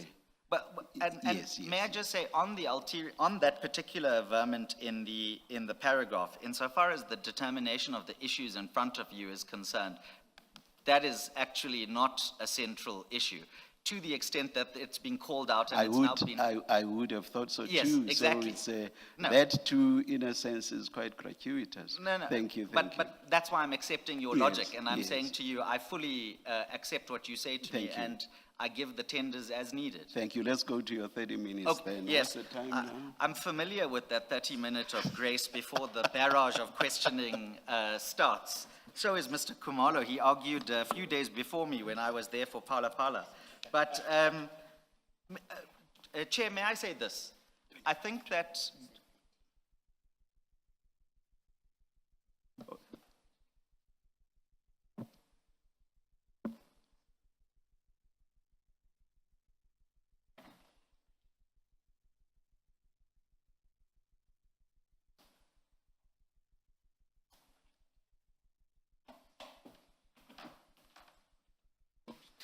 I'll give you until 13 minutes to 12. You may start. Chair, I was going to say that in light of what has occurred for most of the morning, we had prepared a note on argument, which I was going to have regard to, but I think that has largely been overtaken. Instead, I intended to structure my submissions to you in the following ways, if I may. I'm going to deal with 4 topics very briefly. Firstly, is I'm going to address why we're here. Secondly, I'm going to address the questions put to me by Commissioner Kumalo. Thirdly, I'm going to refer you to some cases on what I think are trite propositions in scenarios like this. And lastly, I'm just going to make some comments about prejudice. So, at the outset, and we've already debated 4.2 and 4.3 in the morning, the simple proposition is this: it's not the evidence itself, and Commissioner Baloy actually identified that there's a distinguishing feature about this application and how it was brought and when it was brought in respect of other applications, and I adopt that analysis because that's the very point that I want to start with. It's that it's not the actual evidence that my client gives which brings us here, but rather the fact that merely by appearing here on the 6th of February as a confirmed witness who was then granted a postponement and which gave rise to the 4 or 5 threats that we've attached to the 2 affidavits, which don't only threaten my client individually, but also threaten his family, that threaten the burning down of his businesses, that threaten them if they even leave where they were originally located, it wouldn't matter, because where they would potentially be moving to would also be known. And I'm trying to use language so as to not give away geolocations. Those are the serious threats that bring us here. So the reason for the in-camera then is, and I say this with all due respect, the reason for the in-camera is the threat to the life of the witness, his family, his businesses, and his economic interests. And that is not contingent on our reading of the rules of the actual evidence to be given in chief by that witness themselves, because nothing in the rules makes the application for an in-camera hearing contingent on that evidence in and of itself. I'm willing to accept for the sake of debate that it might be a factor that the Commission takes into consideration in deciding whether or not there should be an in-camera hearing or there shouldn't be an in-camera hearing. But what I will say in that regard is that that factor is but one factor in the basket of factors. And what else is in those basket of factors, in other words, in addition to the evidence that he's going to give, is the existence of those threats, the way in which he has treated it seriously, and reported it to the police because of the seriousness involved. And I must say this, the Commission, in response via the answering affidavit, starts out the answering affidavit with saying, I have some sympathy for Mr. Karim, but, and then goes on to say why the in-camera should be refused. And with all due respect, those reasons as to why it should be refused are reasons that we in fact rely upon in order to justify the in-camera. So those reasons that are relied upon by the Commission are inter alia the following. The first thing the Commission says is that the applicant has already been the subject of national media coverage, that his identity, appearance, and scheduled testimony are already in the public domain, and therefore the consequence of that public knowledge is that, well, an in-camera hearing is going to be pointless because everybody knows. But the truth of the matter is that if the in-camera relief is granted, then everybody will not know. Yes, they would have known what the arrangement was for Mr. Karim to give testimony in an open session was, but they won't know what actually occurred thereafter if he doesn't give testimony in the way, in an alternative way, if the in-camera application is granted. So, with all due respect, the Commission's position that this has already been in the public eye is the very reason that we come to the Commission, because you will know we say that these threats have started emerging even before he's given the evidence. So it means that the people who are threatening my client don't know what he's going to say, but they are so aggrieved potentially by whatever it is he's going to say, that they're already making the initiative to threaten him, his family, his businesses, and his employees, as well as his economic interests in the way that it does. The second thing that the Commission says is that, and it's a line of argument that is rooted in open justice principles, and indeed in the morning, I think it was potentially the Chair and Commissioner Baloy who put it to me when they said, I thought, or used words to the effect that I thought he would want to come and give this evidence in open so that that everybody knows what's going on. But with all due respect, that argument again makes the case that we are applying for, and that is that this publicity, without the threateners even knowing what it is he has to say, are already threatening him. If he comes here, it's almost like waving, and that is not made subject to an in-camera ruling, it would almost be like waving a red flag at a bull and waiting to see whether or not the bull charges and gores you, and effectively to take your life into your own hands. And the reason I say that, and mindful of what the Chair has already said regarding those particular paragraphs in the replying and the supplementary affidavit, is that the Commission itself does not say these are fictitious, these are non-credible, these are made up. They seem to accept, at least at the surface level, that these threats are real. And so the question then becomes for the Commission, bearing in mind, and the Commission and the Commissioners, bearing in mind that you have an applicant in front of you who says, I am scared, I am fearful. Does the Commission and the Commissioners turn a blind eye to that in circumstances where no one has suggested that those threats aren't real, aren't credible, aren't serious, and don't deserve to be taken as seriously?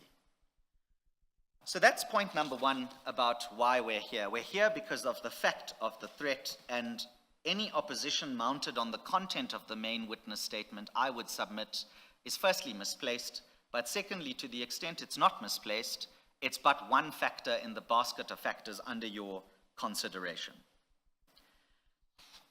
The second topic I want to talk to is the question put to me by Commissioner Khumalo. Commissioner Khumalo, you took me to the Schedule A, and you had indicated that the schedule was problematic because it excluded certain people and, was perhaps too restrictive in terms of the people that it did include.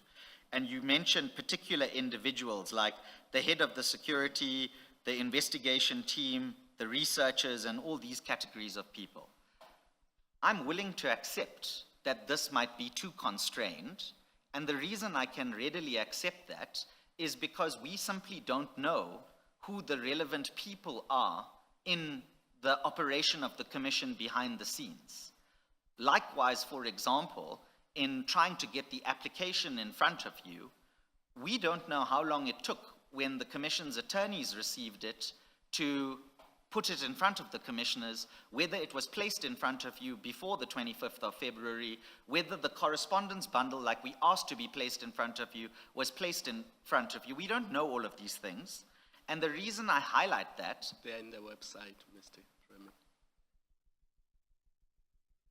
I beg your pardon? They are in the Commission's website.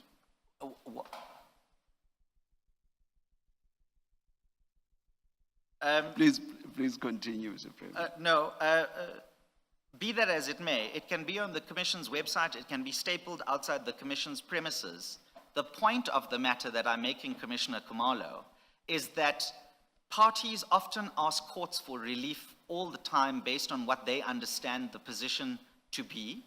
And sometimes a court will say to them, as you will well know, yes, you've made out a case, but this operative part of your relief is a bit too narrow or a bit too broad, and we need to include these people and we don't need to include those people, or whatever the case is. So, with all due respect, if it's a question of the schedule, we can amend the schedule.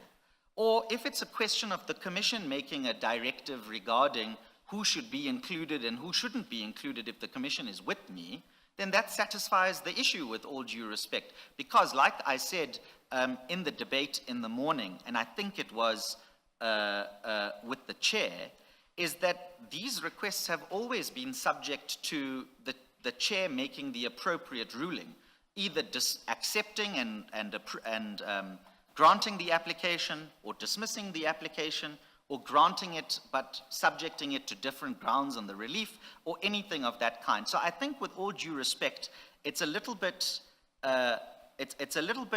difficult for me to answer the way in which the question was put at me in circumstances where it's being positioned potentially that Mr. Karim is dictating these things. It's Mr. Karim saying to the Commission, I'm asking you for these things based on what I know at the time that I know it, and I lay myself in the Commission's hands as to make the ultimate determination.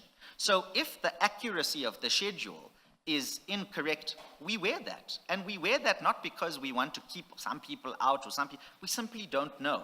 And that's why we come to the Commission and ask for the relief that we do.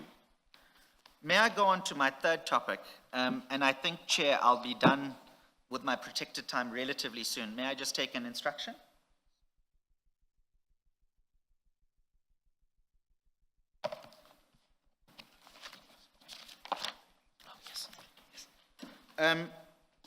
Yes, and I'm just being pointed out that the particular paragraphs that Commissioner Khumalo had difficulty with was 3 and 4. I think what I've just addressed is the difficulty with paragraph 4.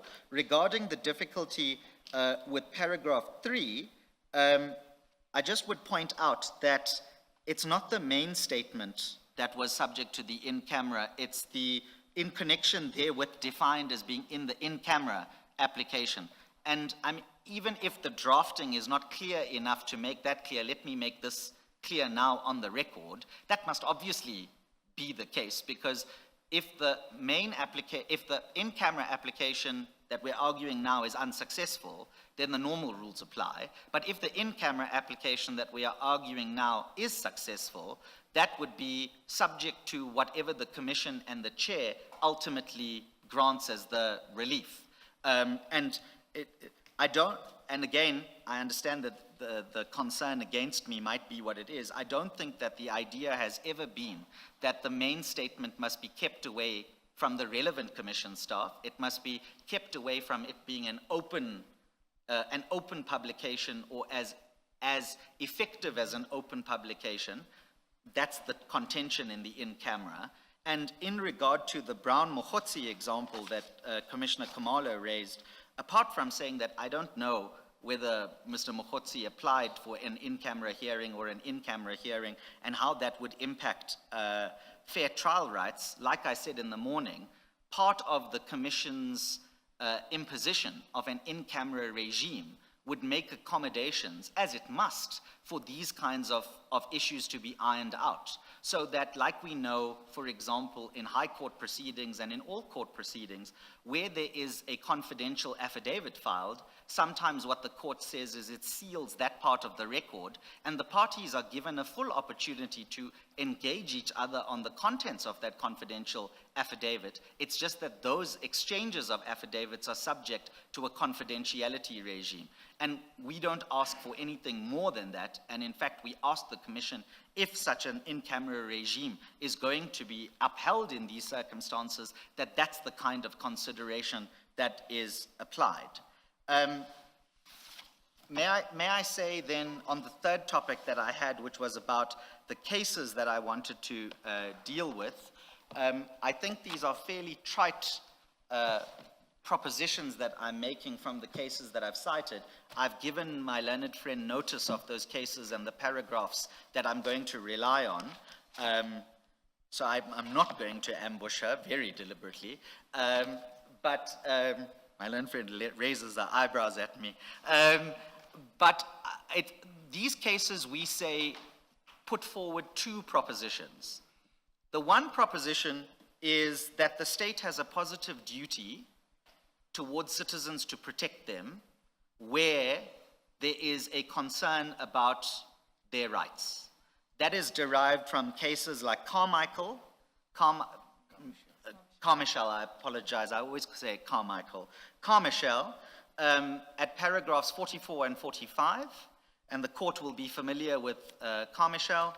And then the other case that we rely upon is the SCA case of Van Devenboden, which the commissioners will also be familiar with, and the paragraphs there are 20, 21, and 22. Now, why that's relevant, of course, is because we say that on the facts of this case, there is a threat to the right to life, security, integrity, family, commercial interests of the witness. This is a body that exercises public power in the name of the state, and so this commission is caught by the same obligations that the state has to make sure that where issues of safety are raised, that it properly applies its mind and discharges its power in accordance with that. The other two cases, sorry, I said 4 cases, there's 6 in total, and I'll come to the other 2 shortly. The other 2 cases that I want to refer to is the Constitutional Court matter of independent newspapers, otherwise I think commonly referred to as Masetla, at least that's how I know it. And the paragraphs there, the relevant paragraphs there are 42, 43, 44, 45, 58, 59, 60, and 61. And the other case that I would refer to whilst I'm talking about Masetla is the SABC versus NDPP case that came before the Con Court. And I think that was, I speak subject to correction, but I think that might have been in the context of Van Breda and whether or not his criminal trial could be subject to publication. And the paragraphs we rely on there are 28, 29, 30, and 31.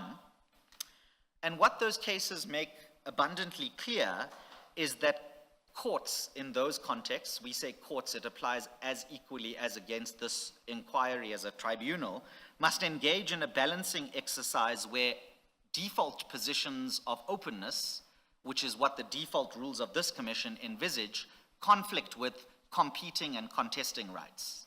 And where those competing and contesting rights are put before the court, and this relates to what I was saying earlier about one factor in the basket of factors, the court will seriously apply its mind to circumstances where it treats openness by default not as an absolute principle, that there are justifiable circumstances where it will derogate from openness as the default principle, and that those require then the application of this balancing act, and we say that some of those factors that need to be included in the balancing act are those cases, are the instances where my client comes to the commission and under oath tells you about the threats that he's facing to life, limb, property, and family. The other two cases, if I may, whilst I'm machining through this list, is MIDI television. I apologize. I think MIDI television was Van Breda. I said SABC versus NDPP was about Van Breda. But MIDI television, which the tribunal will be familiar with at paragraphs 19, 20, and 21, and the other older constitutional court case of Mamabolo, which, if I'm not mistaken, was written by Justice Crickler, and the relevant paragraphs that we rely on there are 41, 42, and 43. And what we say those two cases give rise to, again in the context of discussing the openness by default principle, is that firstly, no single interest, this is from Mamabolo, no single interest overrides others. So yes, just because this commission might have an interest in an open justice style of argument, that justice must be seen to be done, does not mean that that is judged in isolation from competing interests where security of the person is concerned and so on. The second proposition that these cases give rise to, which is from the MIDI television case, is that the restrictions on publication are permissible where it's demonstrable that there is substantial risk to justice or to other constitutional interests.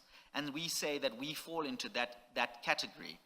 We fall into the category that there is substantial risk to constitutional interests, and that's why the in-camera application, in the way that it is brought before you, is entirely justified. Chair, on the last topic, if I may, the topic of prejudice, I did address some of this prejudice in the morning at the so-called prejudice being at the hands of the commission, and I'm not going to repeat myself there. Instead, all I'm going to say, Chair, and you will recognize this not only from having deposed to the answering affidavit in the unsuccessful urgent application, but also when we were in front of you in the postponement application, that my client's complaint throughout his involvement in this commission's proceedings is one about consistency, fairness, and procedural and substantive rights. Rightfully or wrongfully, that's his view, that he is being treated in a way that is prejudicial by the commission, and in fact, what is happening is rather than the commission seeking to cooperate with him and his reasonable requests, like, for example, receiving the proper 10-6 notice, like, for example, receiving the bundle in good time, like, for example, receiving an undertaking regarding the confidentiality of the statement in good time, like, for example, that an expedited application which is sought to be determined before a deadline is approaching is placed before the commission, doesn't seem to happen. Those are the head notes, if I can use that phrase, of what my client claims as his ongoing prejudice in these proceedings. And I mention that prejudice because it's regrettable that we find ourselves in this position.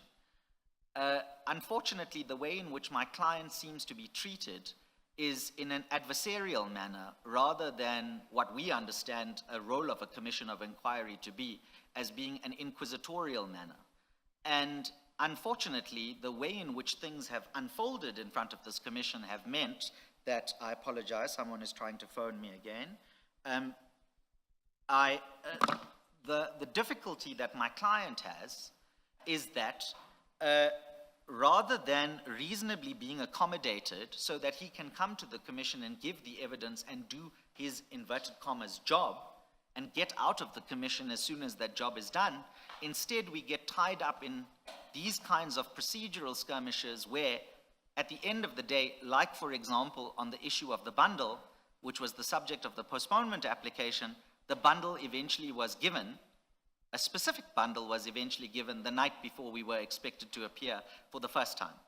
And why I highlight that prejudice in the context of this ongoing dispute we have in front of you is that in the absence of any credible basis to say that these threats are not real and not serious, we would say, and I say this in a guarded manner, that it's heavy-handed of the Commission, with all due respect, to oppose the application on the basis that, it's already been publicized or whatever else it is they say. Because at the end of the day, if the in-camera application is granted, this Commission will still be able to do its job. And it's important to say that because the in-camera application at various times is treated as though it's an act of gamesmanship, which it isn't. It's a legitimate request under the Commission's rules for protection from the Commission regarding the giving of that evidence so that my client can do what my client needs to do because this Commission has asked him to do it. All we would say is that when this Commission brings my client in front of it to give such evidence, that it does so in a manner that is suitably sensitive to the threats that he faces and gives appropriate relief to protect him in light of those threats. Might I take an instruction?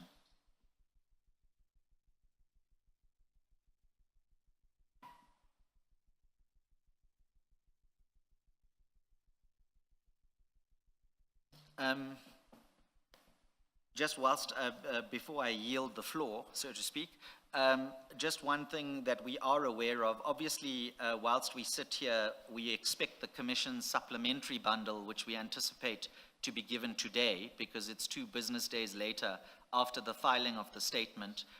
We hope that that will be done, because that will again help my client come and do his job, rather than end up in another procedural skirmish about whether or not there's been adequate time or inadequate time. But Chair, those are my remarks in my protected time, and I yield. Thank you.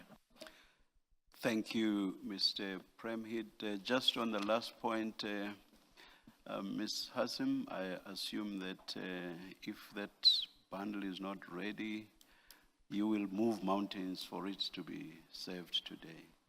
The bundle will be provided today. Thank you. Thank you. Mr. Premhid, you, quite early on, you made a, maybe let me start right at the end. I'm not sure that I follow your submission on the relevance of what you refer to as head notes on prejudice to the determination of the in-camera application. I'm not sure what the relevance of those head notes is exactly. You did explain it, but I still remain in the dark as to what you suggest the relevance is. May I respond? Thank you, Chair. No, I accept what you say to me. What I am using those particular examples of is, in each instance of those examples, my client has asked for a reasonable accommodation, which has been refused. The response to that has then been that my client has to, through its legal representatives, litigate quite aggressively, whether in court or in front of the Commission, with interlocutory applications, to have that reasonable request, firstly, reasonably considered and then decided. And I was linking that pattern of conduct to the opposition that is being put up here, and I explicitly detailed those grounds of opposition, the publicity, the fact that it's already known, but importantly, there's no counter-argument as to the credibility of the threats, that in those circumstances, the Commission insisting that my client be made to give the evidence in an open session where those threats are highlighted for determination is a further instance of the prejudice that my client finds himself in. That's the extent I was using it. I trust, though, that the suggestion is not that the in-camera application will not be decided on its merits. No, not at all. I know for a fact it will be I decided just- on its merits. I just wanted No, no, it's- to be sure in my mind no, what exactly you mean by that In fact, submission. Chair, if I may, I think the way you've put it to me crystallizes the exact point. It's that in each of those instances that I've spoken about, my client, to use your phrase, has had to move mountains to try and clarify his position and get certainty and outcome. And this in-camera application is yet another example of that, in circumstances where my client not only said on the 18th, a week before, he asked for an outcome by the 25th, bearing in mind that the 27th was the due date. He also said, just determine this on the papers expeditiously, so we don't have to take up the commission's time and I know what I need to do. So I fully agree with you, Chair. It must be decided on the merits, but the fact that we've had to repeatedly move mountains to get that determination, and even in circumstances when we ask for an earlier ruling, is the exact prejudice that my client relies upon. Thank you, Chair. I'm indebted. Thank you. Now, let me take you to something you said quite early on, which is, and I hope I will not mischaracterize what you said. You said that applications for in-camera hearings, or rather this one, this application for an in-camera hearing does not hinge on the evidence Mr. Karim is going to give. Even though I cannot think of ready examples, I'm willing to accept that that may be so in some applications. But what exactly do you say is the basis for your submission in this particular application? I'm asking that in this context.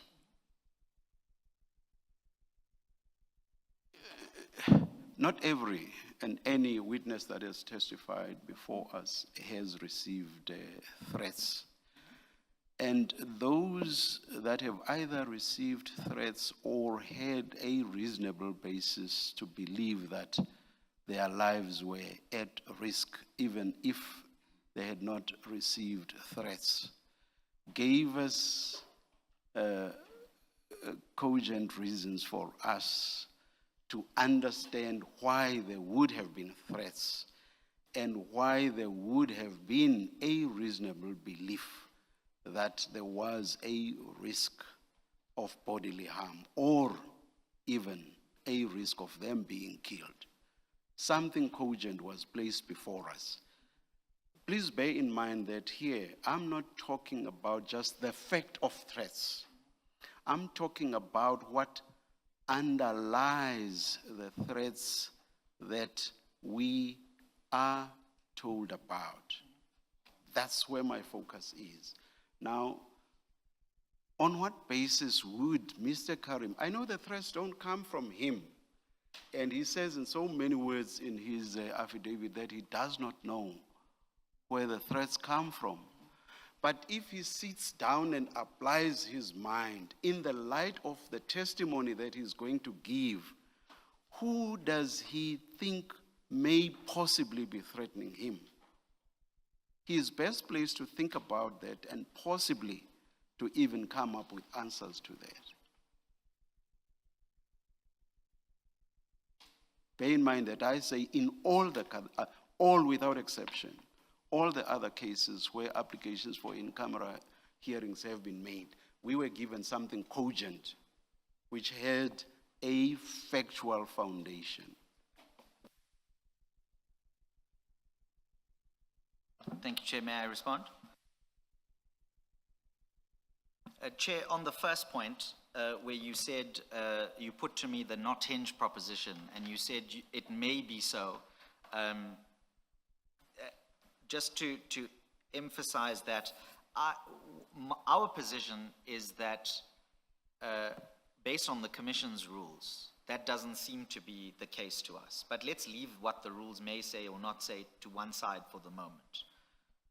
The not hinge proposition comes from the fact, like I just read back to you in Mamabolo, it's a weighing up exercise. And so I'm not there yet. I am not at Mamabulo in that weighing up exercise, because you raised the weighing up exercise in the context of open justice. So I'm not there yet. I'm just at the level of possible facts, Yeah. the possible basis for threats. I'll come to that last. That's where I am. I'll come to I that don't last. quite see how the Mama Bulo balancing exercise, the open justice principle, Yes. I just don't see May I how develop the submission? how the relevance of that is to what I'm raising. May I develop the submission? And I Yes, will come yes, to those very yes. point about the facts that you put to me. I'm sorry if I'm taking the circuitous route. The reason that I start at Mama Bolo is because it speaks to the court's discretion in weighing up issues in front of it when there is a counter consideration to the default position of open justice. So insofar as where I anchor my submission, that it's not exclusively contingent on the content of the main witness statement, is derived from the Mama Bolo principle, buttressed by the MIDI television principle that talks about we derogate or we depart from open justice when there are credible threats and so on. So I'm willing to accept. I'm exactly at the credible threats. Yes, I'm I coming. think that's where we should Yes. be before we get to the balancing exercise. Show me the. I'm just asking you a question, and I'm not suggesting that the threats are not credible. and I'm not All I'm suggesting saying that either. is, what is the possible grounding, and that will then help us Sure. determine the question of the credibility No. of the existence of the threats. I- That's where I am. I accept that. Yes, I accept yes, that. But I think what's important is where I started out, because that sets the ground rules with respect as to what discretion the court is being asked, or I apologize, I keep saying court. I look at you, ADCJ Madlanga, and I go back to a different time and different place. But Chair, it's about what discretion this inquiry tribunal is being asked to exercise. And that's why I start with both Mama Bolo and MIDI television, because it says that yes, you consider openness, but you consider all the things on the other side of the T account, if I can use that phrase. Then let's go to the examples that you gave me. This is now the facts and the credibility that you were talking about.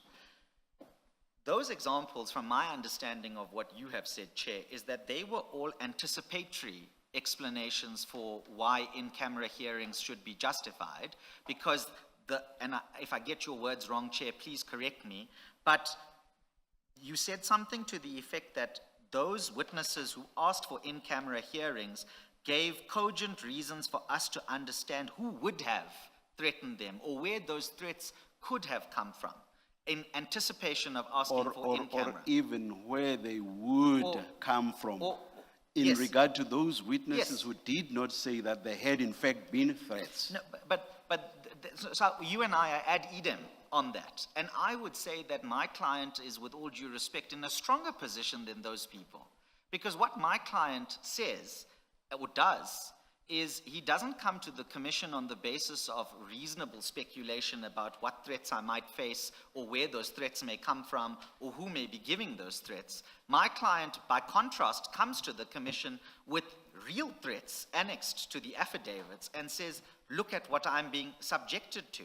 Now, yes, it might be that my client is being criticized for not doing a further exercise in the way the other witnesses did, in answering the 5 W's and the H, where did it come from, when, who, and all those kinds of things. But look at what my client does. Apart from coming to this commission to ask for the in-camera relief, he goes to the police and says, investigate this, and he lays a criminal complaint on the basis that he has received these threats. So, again, going back to the Mama Bolo MIDI television framework I was talking about, it might be that the failure to address those questions weighs as a factor in the basket of factors against granting the in-camera application.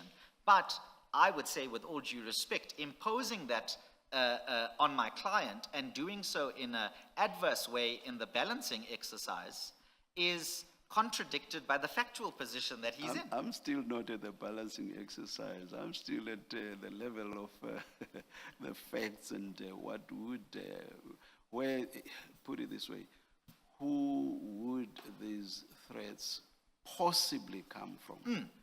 And I repeat that I'm saying Yep. Mr. Karim is best placed to Yes. scratch his head Yes. and come up with ideas as to who these threats might Yes. might come from. Yes. And I'm raising this because this is going on the 9th and 10th. This is going to be his testimony and his alone. He knows what he is going to say, against whom, and who therefore might possibly want to threaten him not to say whatever it is Yes. he might be minded to say. Yes. It's on that basis that I'm raising this.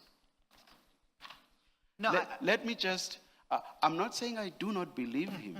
It's very difficult to say that I do not believe him when there is no affidavit that says, Mr. Karim, you are lying. yes. But sitting here, looking at what he says, Yep. I want it to make sense to me. Yes. And I'm saying part of what would make it make sense to me Yes. is possibly who he thinks Yes. might threaten him. Yes. Do you understand No, where I'm coming we are from? we are at Eden. And this has nothing to do with the balancing exercise. I'm purely at the factual level. Yes. I mean, I think it does come to the balancing exercise, which is why I started there. However, I understand what you're putting to me, Chair. What you're saying is the sufficiency of the explanation regarding the possible source of those threats is missing from the affidavit. And to the extent that that is missing from the affidavit, that may be something which, if you had, would have made your decision maybe easier, but now that you don't have it, makes it a complication for you in terms of how you apply your mind to the relief sought and the outcome. I understand us as being engaging on that sufficiency explanation, not whether the threats are credible or not credible. I see your microphone is on, Chair. I know you are good at reading gestures. Yes. You would do that at the Constitutional Court all the time. Yes. and even address the gestures in your argument.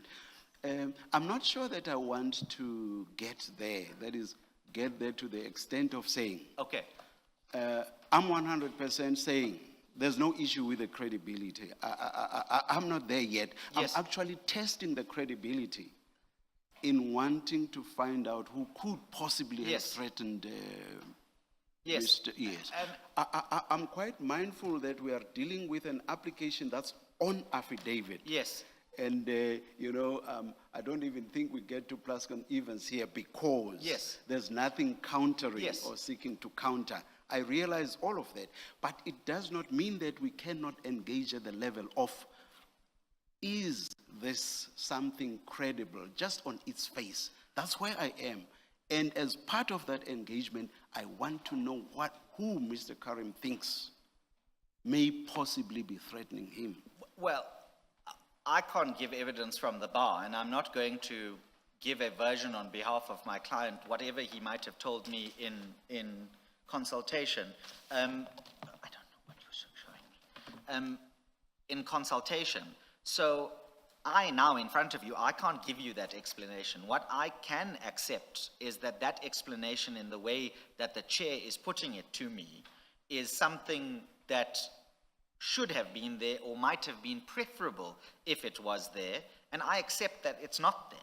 And what I am saying to you, Chair, is that even in the absence of those particular averments being made, that does not on its own undermine the credibility of the threats as they are evidenced on the papers. And as you yourself, Chair, have said to me, no one says in response to those threats, explained as they may be, Mr. Karim, you are a liar, Mr. Karim, these are invented, Mr. Karim, you're just wasting our time because this is a gimmick from you. So what I'm saying is I'm confronted with the position where the chair says to me, these questions might have been, or these issues, if they were addressed, might have been preferable.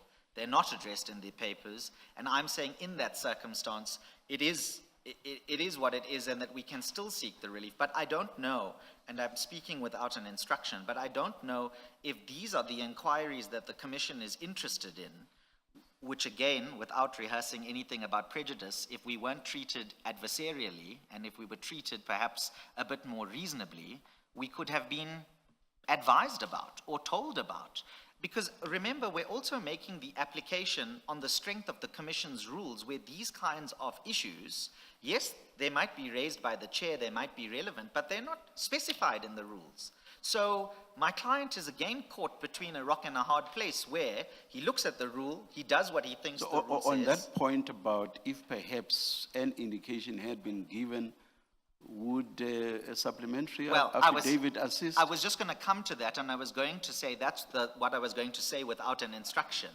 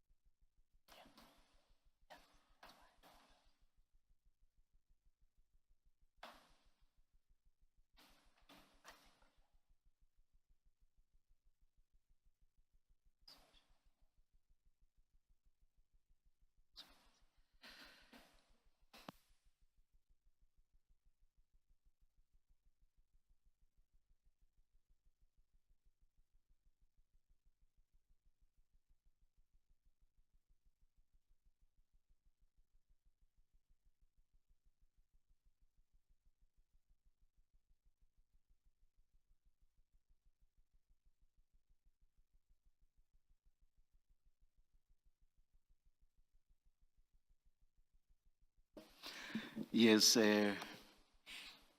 Premhead. I was going to say, Chair, that that's what I was going to come to regarding a without instructions submission, was that given that position and where we are, a supplementary affidavit dealing with these issues pertinently may be relevant for the chair and the panel to consider.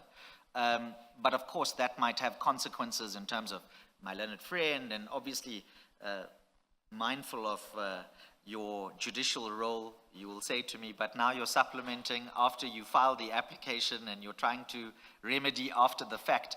I'm just tendering this as a practical or potential practical solution to the position we find ourselves in, which is if those are the kinds of questions that the commissioners are interested in, then my client should probably file a supplementary affidavit addressing those questions. The fact that I raised it does not necessarily mean that that will be granted. No, it's absolutely. something that will be considered. Yeah. Absolutely. But that's why I say you might punish me for just not to- having that there at the beginning. So I'm expecting it on both grounds. I don't think we would be that strict. There's a whole lot of things that apply in court that do not apply here. For example, I agree, Chair. the nature of the evidence that we may admit here. Absolutely, All Chair. right, let me go on. You see, my difficulty, and which is why I'm engaging you on this, is this. The threats from where I'm sitting appear to come out, like a bolt of lightning, as it were. No factual foundation whatsoever. They just poof. But they are threats. Yes. And there's no explanation on their possible source. Yes. We've engaged on that. Yes. I'm just explaining why I'm engaging you to the extent I'm engaging. Yes. That's just to explain, and- They seem to just come out of the air, as it were. But Chair, that's the exact dilemma my client faces, that these threats do come out of the air. And that they're coming from numbers, and he says under oath. And something I forgot on the last point I made. There are witnesses who before us were under circumstances that are not comparable at all to Mr. Karim's situation. Not comparable because they were in far more serious situations. Situations in terms of the testimony that they were to give and ultimately gave could possibly expose them to the risk of bodily harm and even death, by far. So on the face of it, simply no comparison from where I'm sitting with Mr. Karim's situation, which makes it difficult from where I'm sitting to understand where on earth these threats could possibly have come from. About 2 weeks or so, we had an IPID investigator who testified openly here. I know that the facts of one case cannot necessarily be used to determine another, but I'm just showing you this to try to make you understand why I have difficulties with threats that appear to come from nowhere in the sense of a proper grounding. That's where I am. That witness testified here, and she told us in graphic terms the risk that she was and continues to be exposed to. And she was brave enough to sit there and testify openly before us. So, as I say, I know at the risk of repetition, I'm saying, for myself, I want to understand who could possibly be threatening Mr. Karim, who is, at least at face value, unless there's some explanation, does not appear to be in a risky situation at all.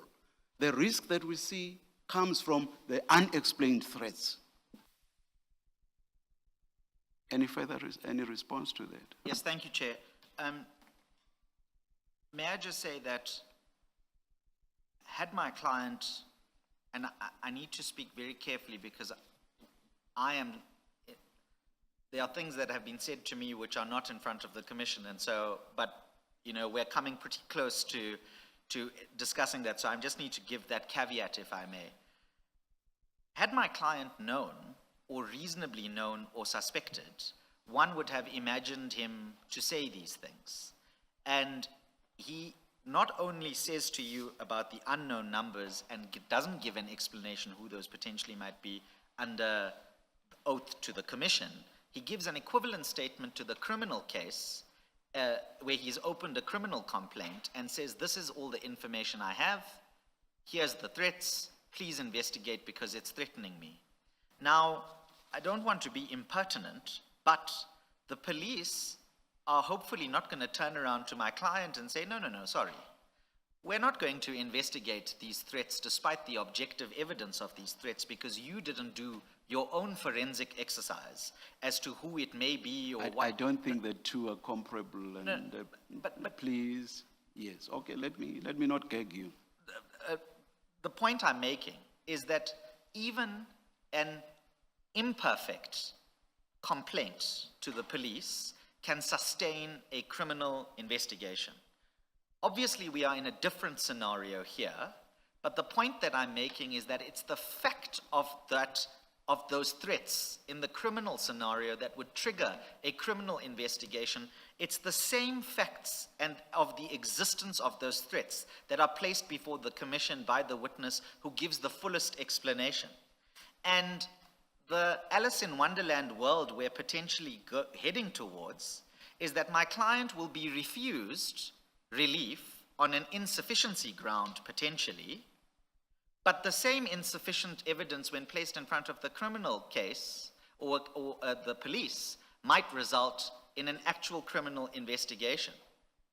So the dilemma for my client is that through the engagement with the chair, it's that lack of forensic exercise that he was supposed to do that is now coming back to potentially prejudice any relief that he could seek. But surely the question should be, if he knew who these people were, he'd say it. Because like the Commissioner is putting to me, those would be weighty factors as to whether or not to grant the application. But then how do you expect the witness to engage the hypothetical counterfactual of who it could be in circumstances where on the facts in front of you, they tell you they don't know who it is? And I'm not saying that the commission is expecting my client to go down the world of speculation, but what must my client speculate about where he says, I don't know these numbers, I don't know what their connection is, and must he invent a potential connection between, and I ask that rhetorically, of course, I'm not saying he must invent, I know that the commission is not saying that, but I'm putting the proposition, must he invent that connection in order to get relief in front of the commission? So that's the danger with where we're going down with respect regarding the sufficiency explanation. May I just make two points in response to what the chair has just put at me, and then I will yield again. So that's why, with all due respect, what other witnesses did or didn't do, and whether they were brave enough to sit in an open session or not brave enough to sit in an open position is actually immaterial. And it's immaterial because I don't understand the position to be that you need to show a quantifiable level of harm to try and trigger this kind of relief from the commission. It's rather whether if we use interdict language, for example, there's a reasonable apprehension of that kind of harm. And in these circumstances on the facts, what we can't run away from, even with the evidence being as insufficient as it might be, is that the existence of those threats are on the table in front of you, and that grounds the reasonable apprehension, given that those are real threats, to seek the relief in front of you. So I fully accept what the chair says to me, but that's really the difficulty that I'm in, and which is why I will gently mention the supplementary affidavit again, if it should help. One last point from me. I hope I'm not articulating this out of context. You said something like, the people threatening Mr. Karim do not know what he is going to say. Wasn't that part of the submissions you made? I do not follow the basis of this submission. Is it not more likely that people that would threaten Mr. Karim would be people who have somewhat of an idea of what he may say, and therefore would threaten him exactly because of their belief as to what he may say? So I don't quite follow your submission. Yes, what I was pointing out was just the factual timetable in which it arose. So it's obvious, well, let me not say it's obvious because stranger things have happened. We assume that Mr. Karim is not just going to be subjected to threats by anybody, right? We can assume for the sake of our engagement that Mr. Karim is going to be subjected to threats by people who potentially know what they think Mr. Karim is going to say or not say, and how that might implicate or impact them. All I was saying in respect of what you put to me, Chair, is that before he then even comes and says whatever he might say, he's the subject of the threat. So why I mention that is because it demonstrates, with all due respect, that whoever these people are, and whoever they may be, and whatever the connection they have to Mr. Karim, direct or indirect as it is, are taking this kind of hostile attitude towards him, this kind of threatening posture towards him, which is a generic threat that's not premised on what you're going to say. It's your participation in the commission at all is going to result in us coming after you in the way that we're threatening you to do so. So all I'm saying is that let's imagine a world where Mr. Karim comes in front of you and there's someone out there who thinks that he's going to say something about him. But then he comes in front of you, doesn't say anything about them, right? That person then they don't know what he's going to say, but they might be the one who's threatening him even before he says it, before he comes here.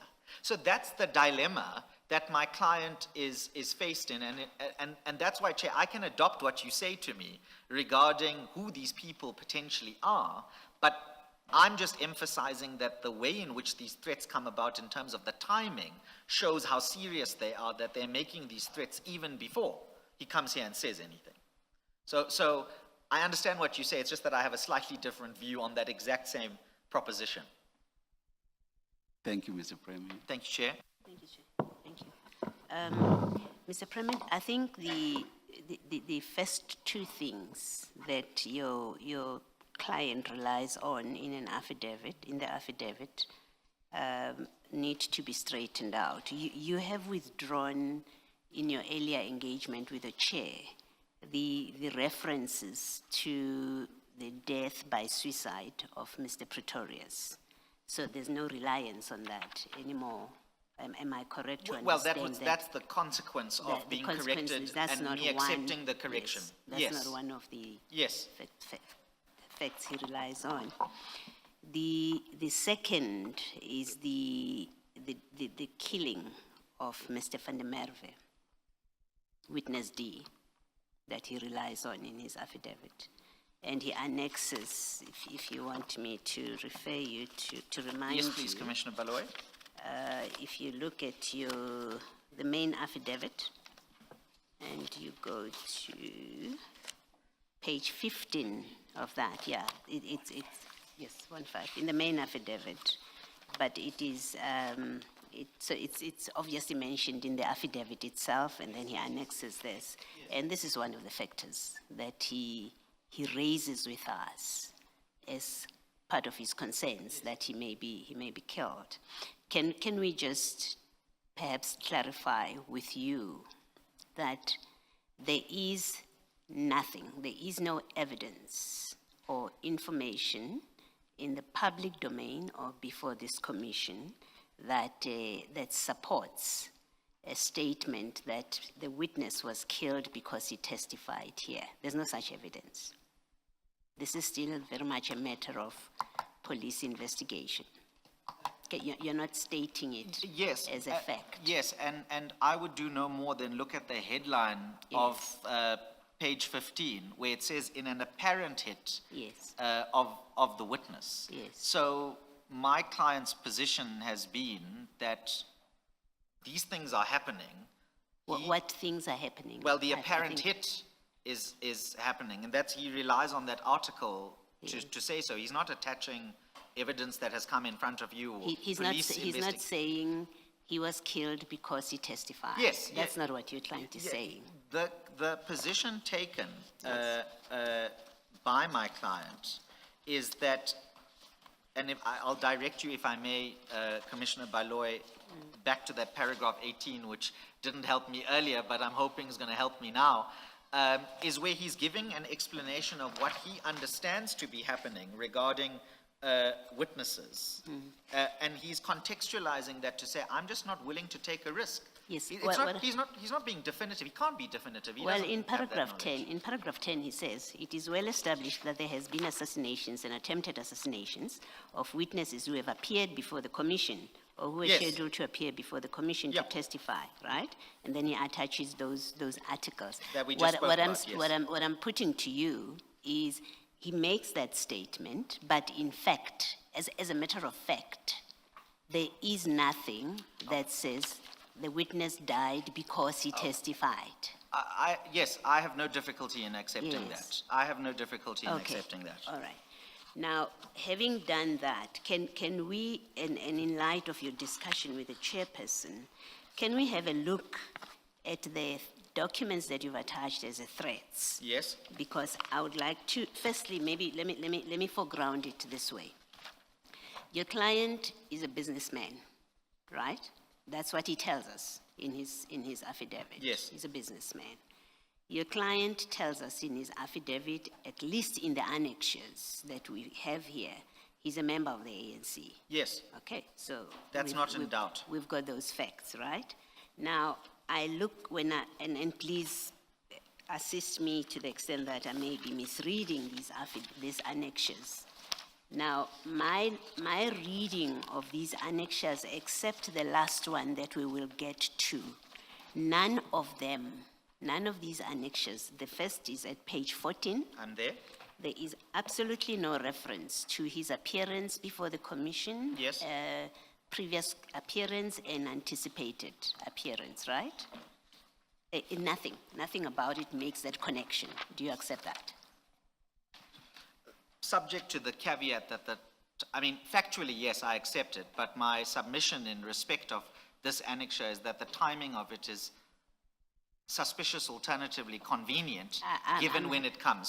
So factually, does it mention the commission? No, it doesn't. But in context, the submission is that it's related, inextricably related to his appearance here and the evidence here. When he first appeared? Yes, Yeah. yes, that's right. And this would have been, he would have received it, if he did, he would have received it after the court application. No, because if you look at the page 14, it says doesn't have a Sunday. date, yes. And I think the Sunday that's referring to is Sunday, the 8th of February. And the application was issued when? The application was High heard Court. that Tuesday, I think that was the 3rd, and then we were in front of you and the order came out on the 5th, and then we were in front of you on the 6th.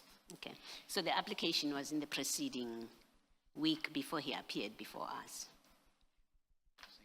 It was in the same week. It was heard and determined in the same week. The chronology I'm trying to clarify is an application was issued? Yes, The agent application was issued? yes. And you were heard Yes, before he came before us? yes, 3 days before.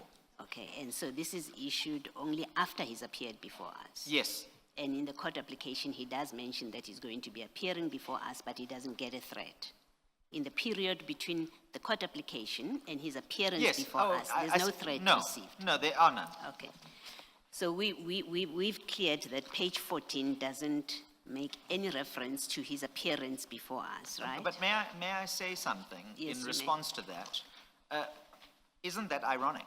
Because when he is in the urgent application, and the possible outcome of the urgent application is maybe he doesn't have to testify, given what the skirmish was at that moment in time, there is no issue. There is no threat issued. But just thinking about what the commissioner has put to me in the timeline, after he comes here on the 6th, and one of the outcomes from the 6th is the chair's order directing, you will appear on 9th and 10th, not even 2 days later than on the Sunday, the threat is issued. Yes. And the threat is then about whatever is happening here, about your life and your house, and even though it doesn't mention the commission, I would just point to the timing, using the exact facts that you have put to me, Commissioner Baloy, is, as I said, either ironic or convenient. Well, yeah, maybe it is convenient. I think the point that I'm making to you is, well, the first time anyone knows that your client is coming to the commission is not when he appears here. That's a point simple point I'm making, that the first time it is public knowledge that your client is going to appear before the commission is with a court application. That's the simple point I'm making. Yes, That's the simple point I'm making. As a matter of fact, yes. yes.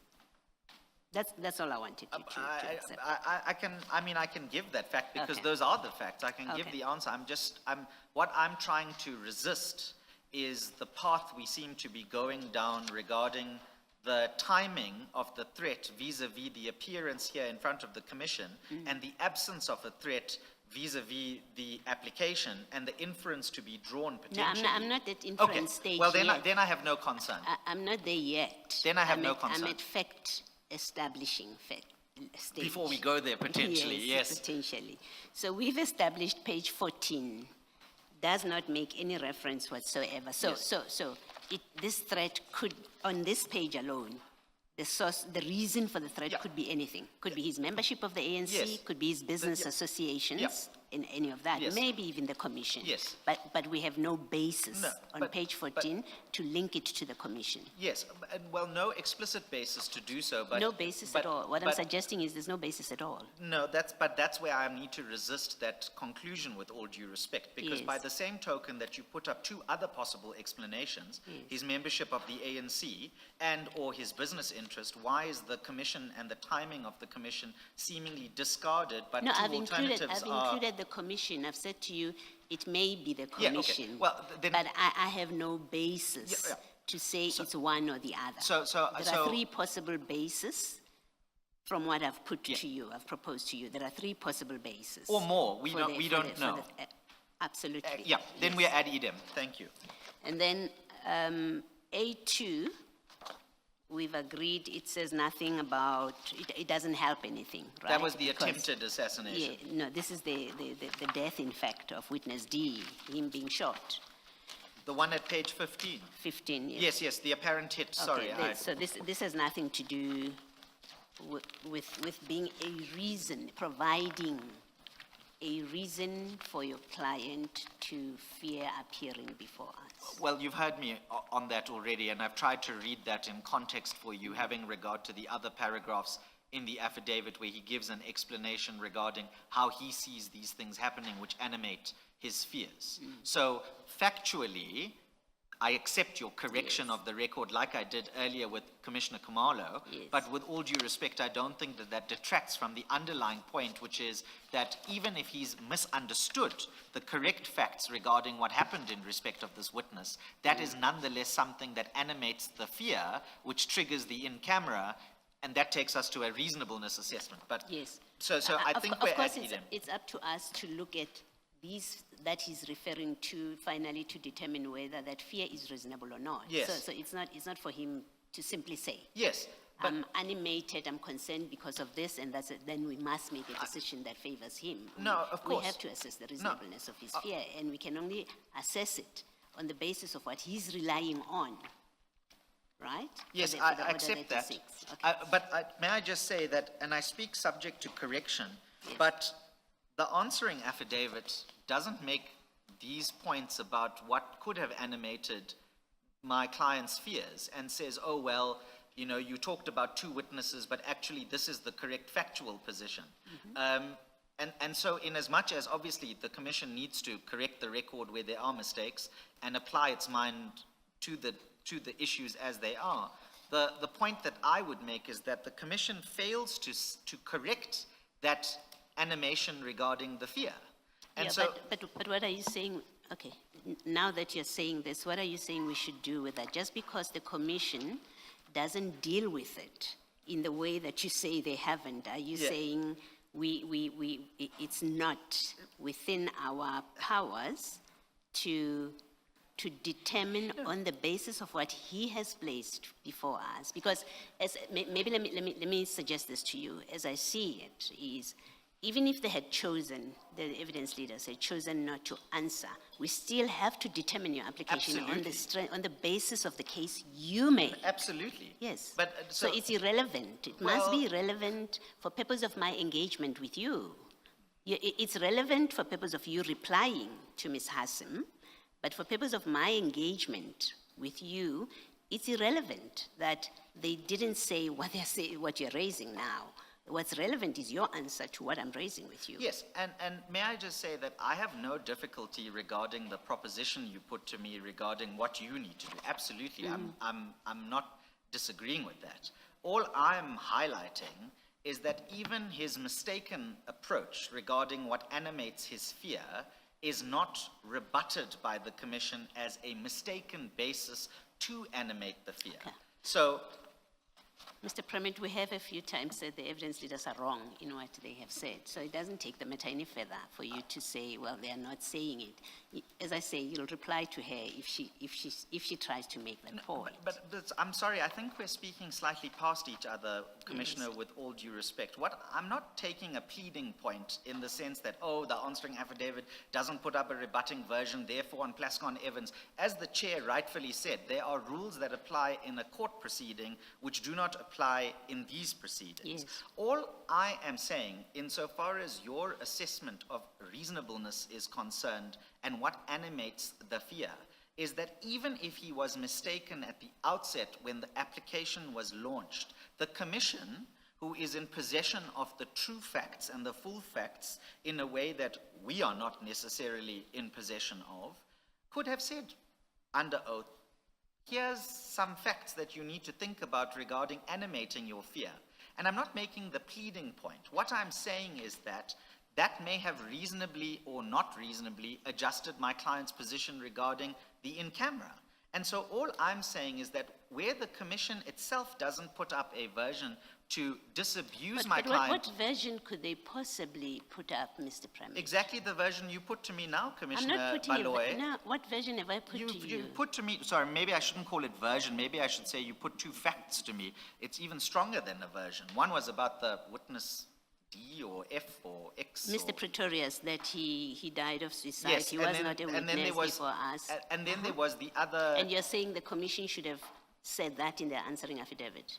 Well, if they did say that in the answering affidavit, that would have given us that would have given us basis for pause. And it would have invited my client to respond to that and maybe then explain why he's nonetheless afraid to No. come and give open evidence. No, no, no. Or evidence in an Wh- open wh- session. When your client, or when a deponent makes allegation in an affidavit and they say these are factual allegations on which I rely, such as Mr. Pretorius, he died, he was a witness and he came to testify and subsequently he was killed.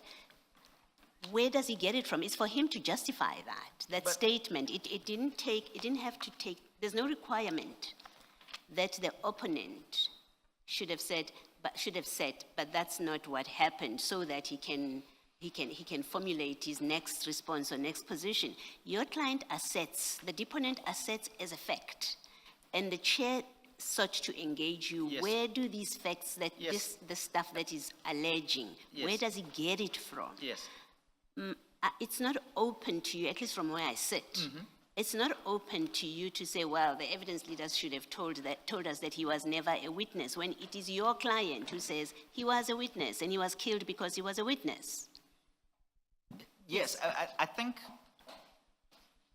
where there's a potential, where we're potentially speaking past each other, is that I accept what you say regarding the affidavit, the contents, the accuracy, and whatever the case may be.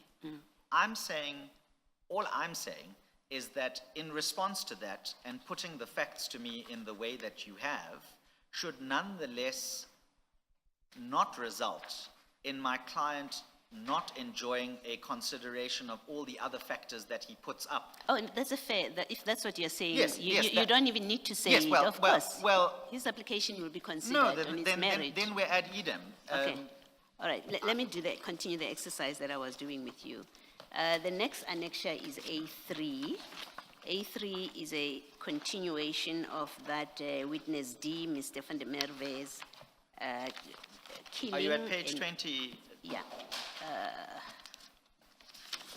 Oh, sorry, 22, I see 22. 22, it's at 22. I just Yes. want confirmation, it's a continuation, right? Yes, it's another of that- article of regarding, that same story that we have now discussed. Yeah, Okay.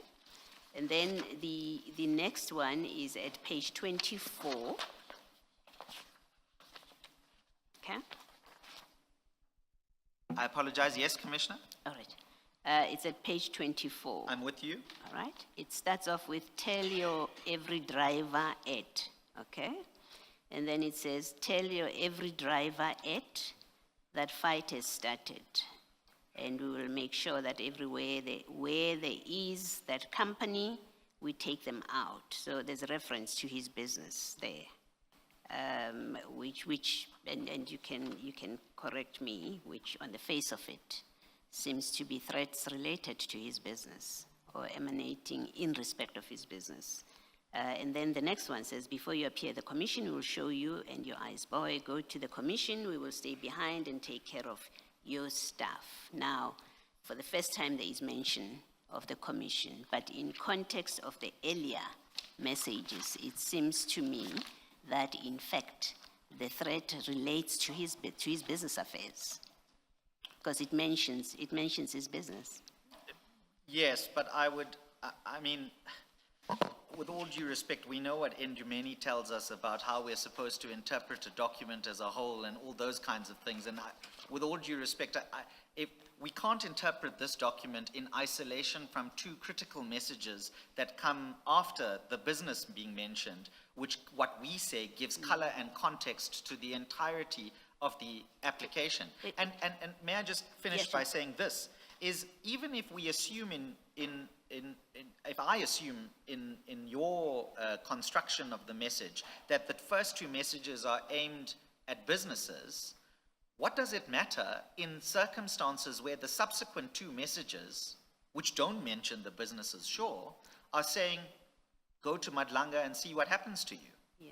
So I don't know whether, and So they will go to Madlanga and we will show you and your ice boy. So the ice boy surely has nothing to do with coming to the commission because we are not calling anyone that's referred to as ice boy. well, that depends on, that depends whether someone you have called is or isn't an ice boy, depending on Yeah. what your final report says. I mean, I don't know, I'm not going to speculate, but I think with all due respect, this is the difficulty I'm having with the interpretive exercise, is that we're picking out parts of the message. No, I'm not. and- I'm actually saying in context. Yes. I'll do exactly what you say. Then We I are apologize. required It to might be do, me who's and I'm picking saying apart. in context, I'm unable to say, in context, where his business is mentioned, Mm-hmm. somebody else is mentioned, and it says, go to the commission and we'll take care of you. We will stay behind and take care of you while you're at the commission. I'm saying in context of all those messages, it's not clear to me that in fact, this is a threat that says to him, do not go to the commission. That's what I'm putting to you. Well, no, I must respectfully And that disagree. we will punish you for going to the commission. I must respectfully disagree. The last Okay. message reads, and I quote, "Before you appear at the commission," Yes. which is this commission, "we will show you and your ice boy." So they're saying, actually, we're not going to wait for you to donor and skit after you go to Madlanga. We're going to do it beforehand. And then in the next message, it goes on to say, go to Madlanga, we will stay behind and take care of your stuff.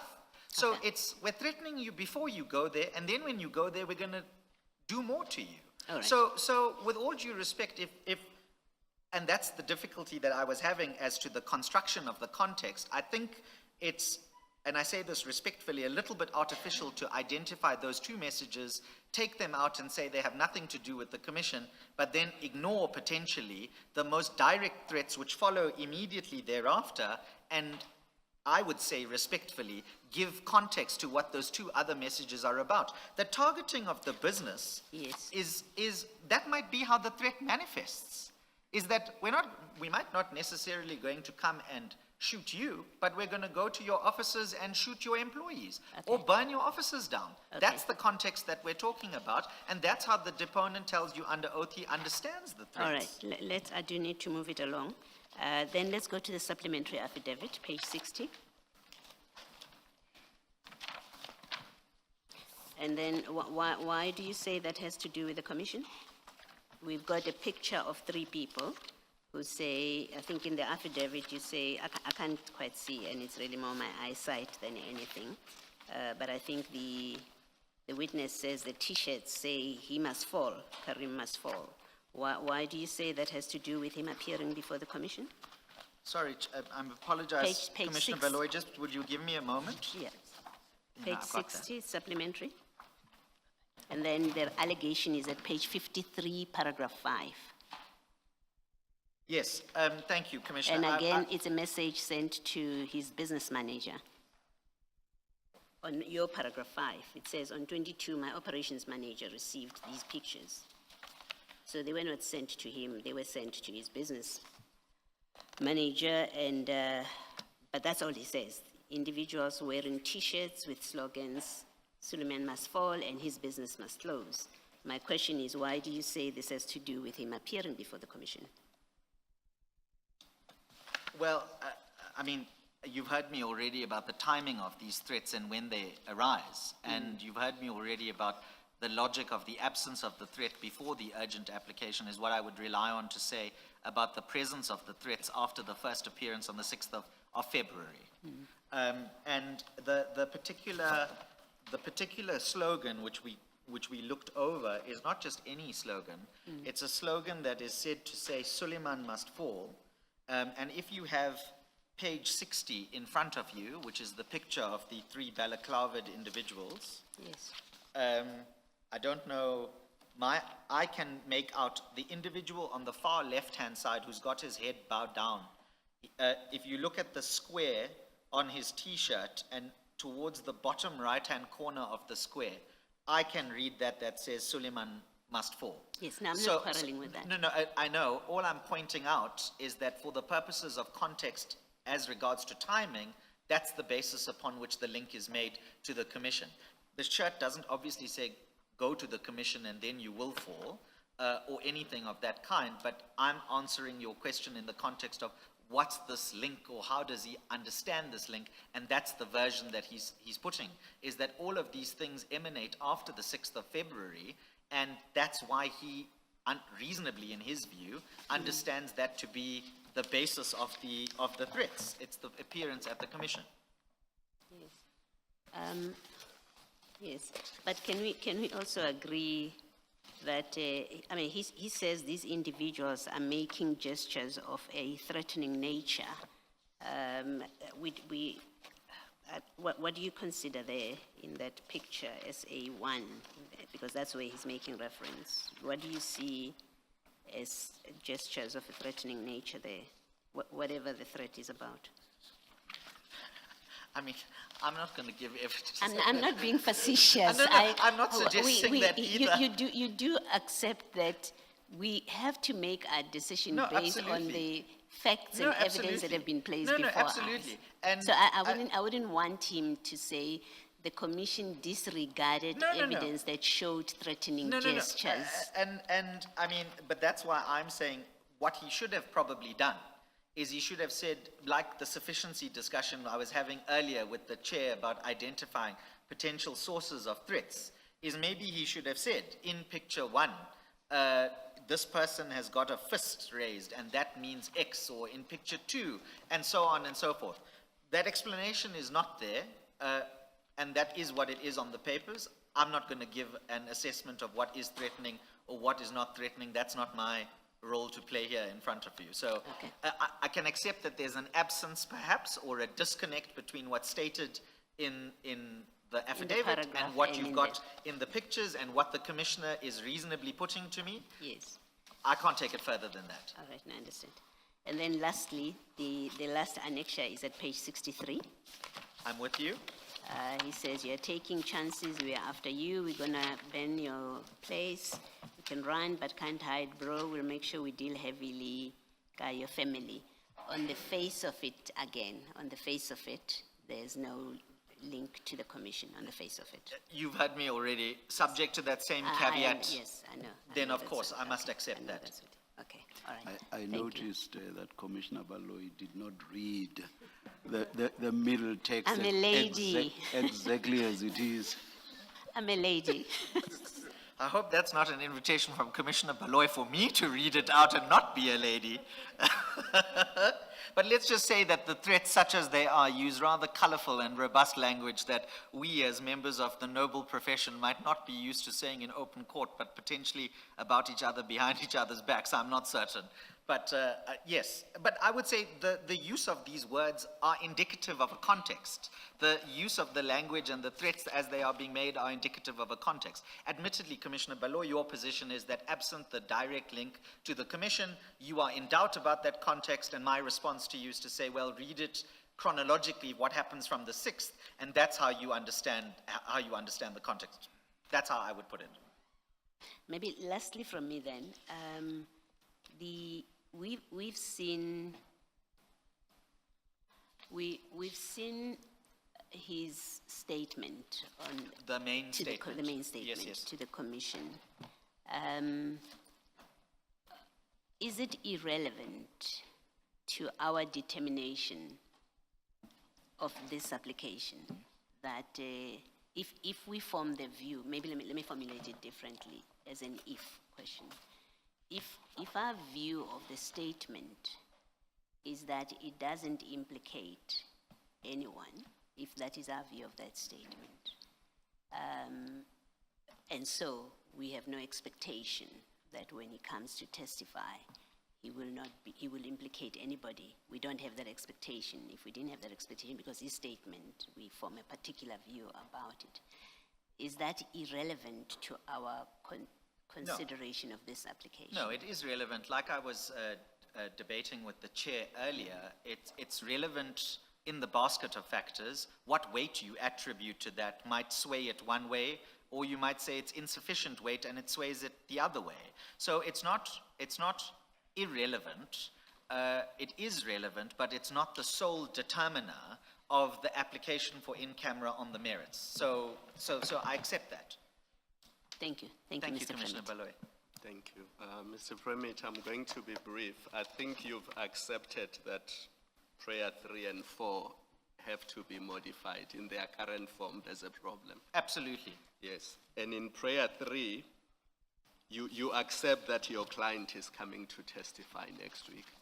Yes, absolutely. Unless you decide otherwise, No. he's going to be here. No, not here. We're not there yet. He's coming to testify, not here yet. You know, in principle, then I fully accept that Unless he's you- going you to be abandon giving your evidence next application. week. No, I accept that. I Yes. accept that. So whoever is threatening him then knows that he's coming to testify Yeah. because your application says he's going to the commission. No, sure. And I mean, they would have known that from the very least at the 6th of February when the order was read out on the record and the dates were specified. Yes. So, yes. And all the WhatsApp texts that Commissioner Baloyi has taken you to relate to him, or at least some of them, to him coming to testify at the commission, correct? Yes, yes. I mean, Commissioner Baloyi and I disagree about seemingly disagree about whether the ones that don't are linked to the commission or not. But in my construction of those messages, in his version, that is exactly the point. And his identity is already known. I mean, his face is all over Yes. the media. Yes. He was here the other day, I think it was the 6th, so everybody saw him. Yes. Now, here is my problem. Accepting that those are the facts, what then justifies his evidence being in camera? Well, I mean, I think that's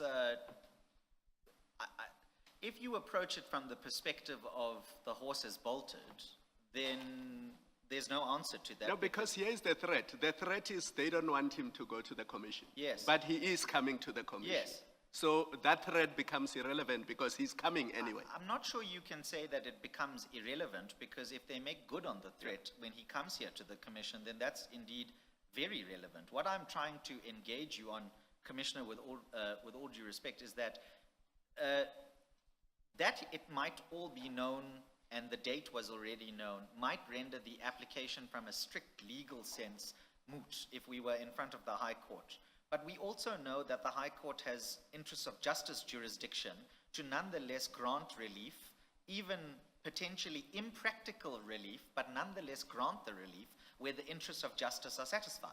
So it's not irrelevant with all due respect. It is still relevant for determination, because even though on the facts it might be quote unquote moot, you're still, I would argue, you sitting as the commission, are still clothed with your interests of justice jurisdiction that might give you that might result in you giving some or other order that my client may or may not benefit from on the facts. But That's the difficulty we're in. What does it achieve, him giving evidence in camera? I mean, you must look at this thing the other way.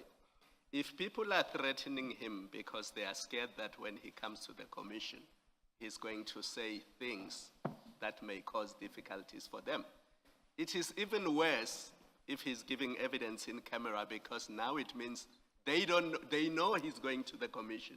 They know he's going to give evidence, but because they don't hear that, then he might have said something which actually causes them difficulty. With all due respect, I think that's being a bit glib, and that's actually expecting my witness to take his hands into his, to take his life into his own hands, and to come and defy the people who are threatening him, to defy the commission by hurting him either before or after that evidence. I think it's a perhaps too strong a stance to take, to say to a witness who comes to you and says, I am concerned about my safety, I am concerned that I and my family and my businesses are going to be prejudiced and damaged and destroyed or killed in the way that these messages reference, and then for the response to be, well, come and say it all in the open light, in the, what is that famous phrase, that sunshine will disinfect all, malfeasance or whatever the case is, where his doing so is the very thing that may cause the harm to befall him. That's the point. Mr. Permit, I said you must accept as a fact that the threats are there and take it from there. So let's accept as a fact that the threats are there and accept as a fact that he is coming to testify Yes. anyway. It may or may not be here, but he will be testifying Yes. anyway. My simple point is, why does it have to be in camera if he's coming to testify anyway? I would understand if you said there are things that he is going to say that cannot be heard in public, because if they were heard in public, he would be in danger. But you're not saying that. So I'm still at a loss as regards why his evidence needs to be in camera. Well- I've accepted that there are threats, but because he's going to give evidence anyway, and he's not going to tailor his evidence depending on whether it's in camera or not in camera, you did not make that case. That's why I'm still at a loss as regards why the evidence must be in camera, because I've accepted that there are threats, nobody disputes that, nobody says Yep. they are not credible. Yep. But because he's coming to testify anyway, I don't understand why evidence must be in camera, and I don't see it in the papers. I think, with all due respect, Commissioner Kumalo, I think I've given that response already, and I'm at risk of potentially repeating myself. But the top level notes that I'm going to give to you, so as to not be accused of failing to answer your question, is number one, it's the fact of the threats, which we say is a stronger factor that weighs more than what the Commissioner has put to me. Just stop there. They don't go away whether or not he testifies in camera or in person. And that Yes. was my point. Yes. Because the threats are already there. Yes. Whether he testifies in camera or in Yes. person, they don't go away. Yes. So my simple question is, why then must the evidence be in camera? But that leads me to the second point, which is what I was going to say, is that then takes the attitude from the Commission that he must come here and take his chances. And with all due respect, I think that's a pretty difficult position for my client to be in circumstances where he says to the Commission, I'm coming to you to prevent the possible threat from materializing. The threats are there, and the Commission's response then is to say, well, everybody knows as it is, come and give the evidence and see what happens. And that's really, actually it boils down to an equity and value judgment to be made by the Commission as to whether or not, in light of those threats that you yourself, Commissioner Kumalo, say to me you accept as factually existing, should be decreased in their purchase because of all these issues that we've been debating today. And our respectful submission is that that shouldn't be the case, because in exercising your discretion, that the factual existence of those threats is something that should weigh heavily on you in making your decision. I'll accept that as your best answer. It's the third time's the charm.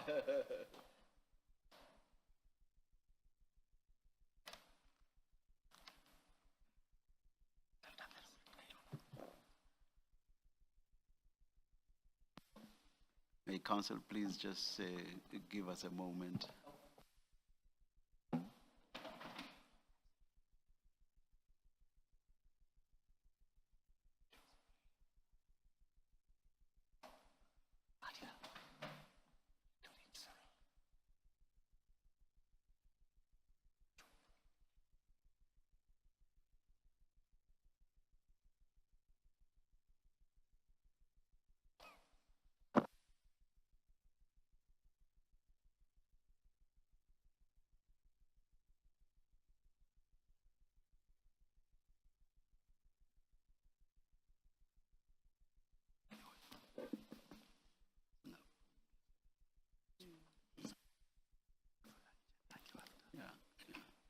Ms.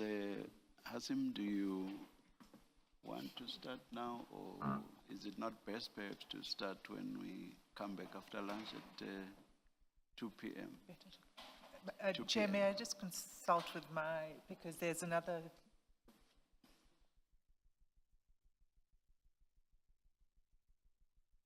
Chair, that would be preferable because it's also time for Friday prayers. All right. Thank you. Let's adjourn and resume at 2 p.m. Thank you.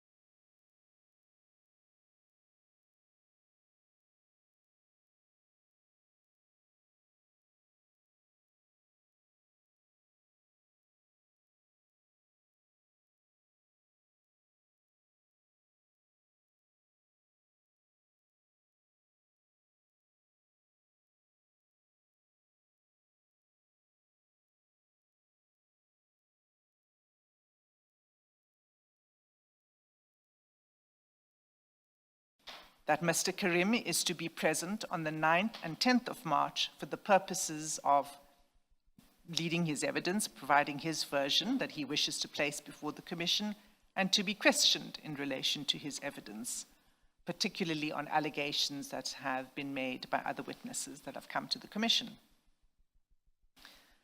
Now, and let me say this, in the answering affidavit at paragraph 5.1, it sets out a sample of national media coverage in which Mr. Karim's name and pictures are displayed.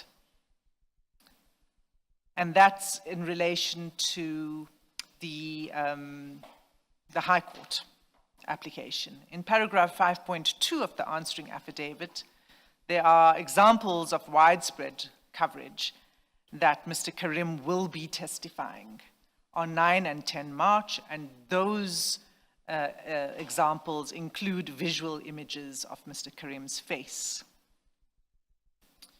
So there is no secrecy at all that it will be Mr. Karim who will be testifying in the Commission on 9 and 10 March.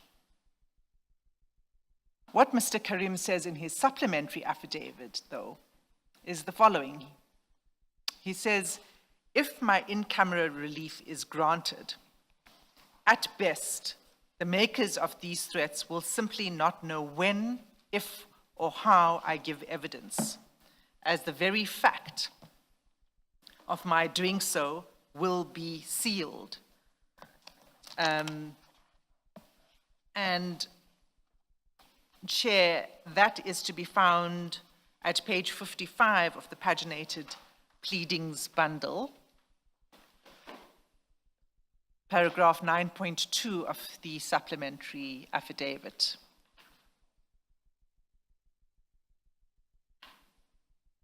Roughly halfway down that paragraph. And I want to emphasize this. What he says is that the makers of the threats will not know when, if, or how I gave evidence, as the very fact of my doing so will be sealed. But that's not correct.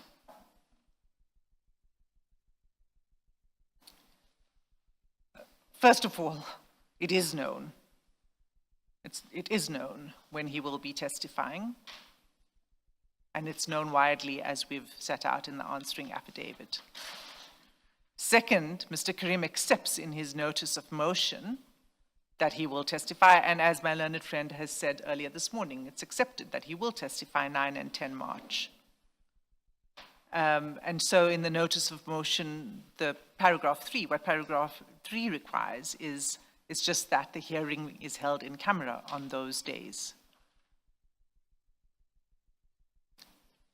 Third, it's not at all a given that that in-camera hearing or that closed session will protect the witness. In fact, it may make him more vulnerable, since those who are threatening him may assume that he has implicated them or given evidence problematic to them when he has not.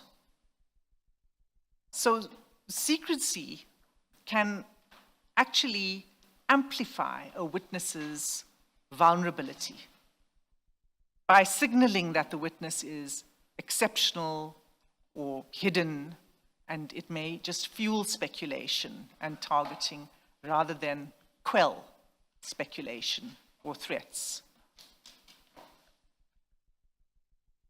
My learned friend said just testifying at all is a risk, something to that effect, and I'm not sure that I understood it fully. But again, that doesn't assist, because what we do know is that Mr. Karim is not saying that he will not come to testify. He will come to testify. All he asks is that it should be made in camera, but not disclosing his face or his voice is a practically futile measure, because his voice and his face is so well disclosed.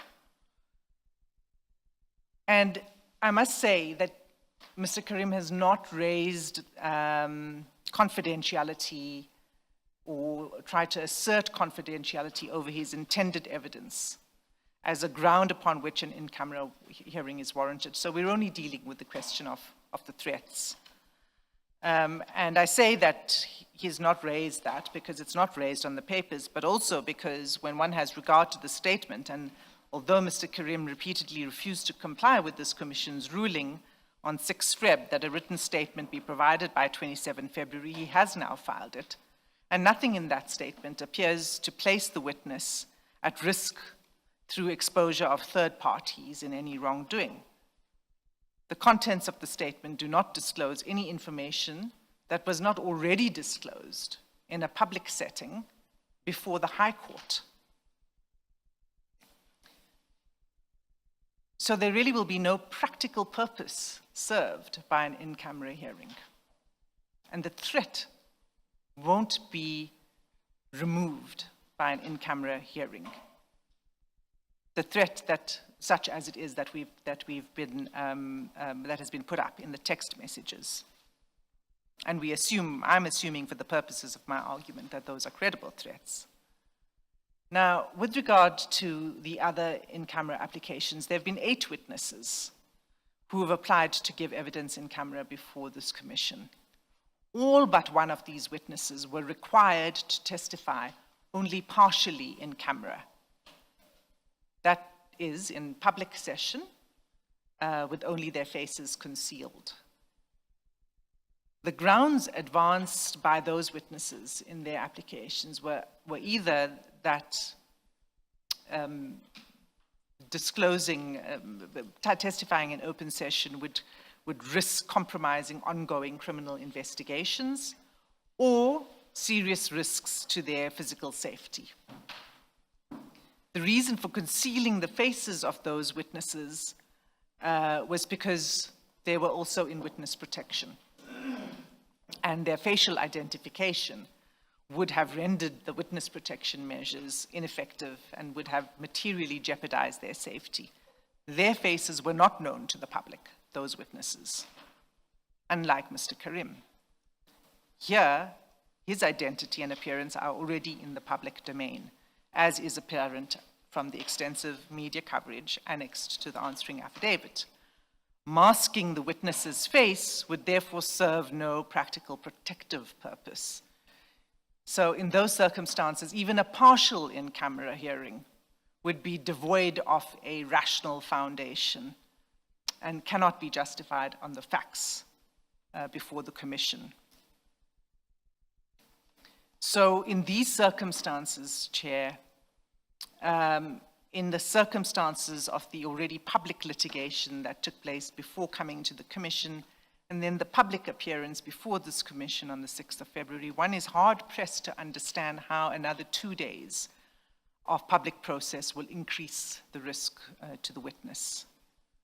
It is true that there is public attention on the proceedings of this commission.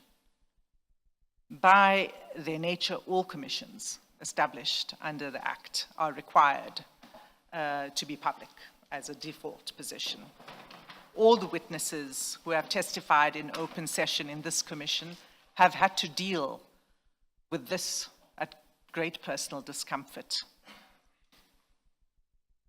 Having regard to what I've said about the public knowledge of the witness's identity and the dates for his evidence, there's no reason to privilege this witness by shielding him from public view. And there's been no argument that can be sustained on the founding affidavit or the supplementary affidavit before the commission that the in-camera hearing would provide protection. As I said, I think it may have be counterproductive as far as safety goes. I noted my learned friend, because this point was raised by Commissioner Khumalo about whether it wouldn't be counterproductive. And my learned friend said that might be a glib answer.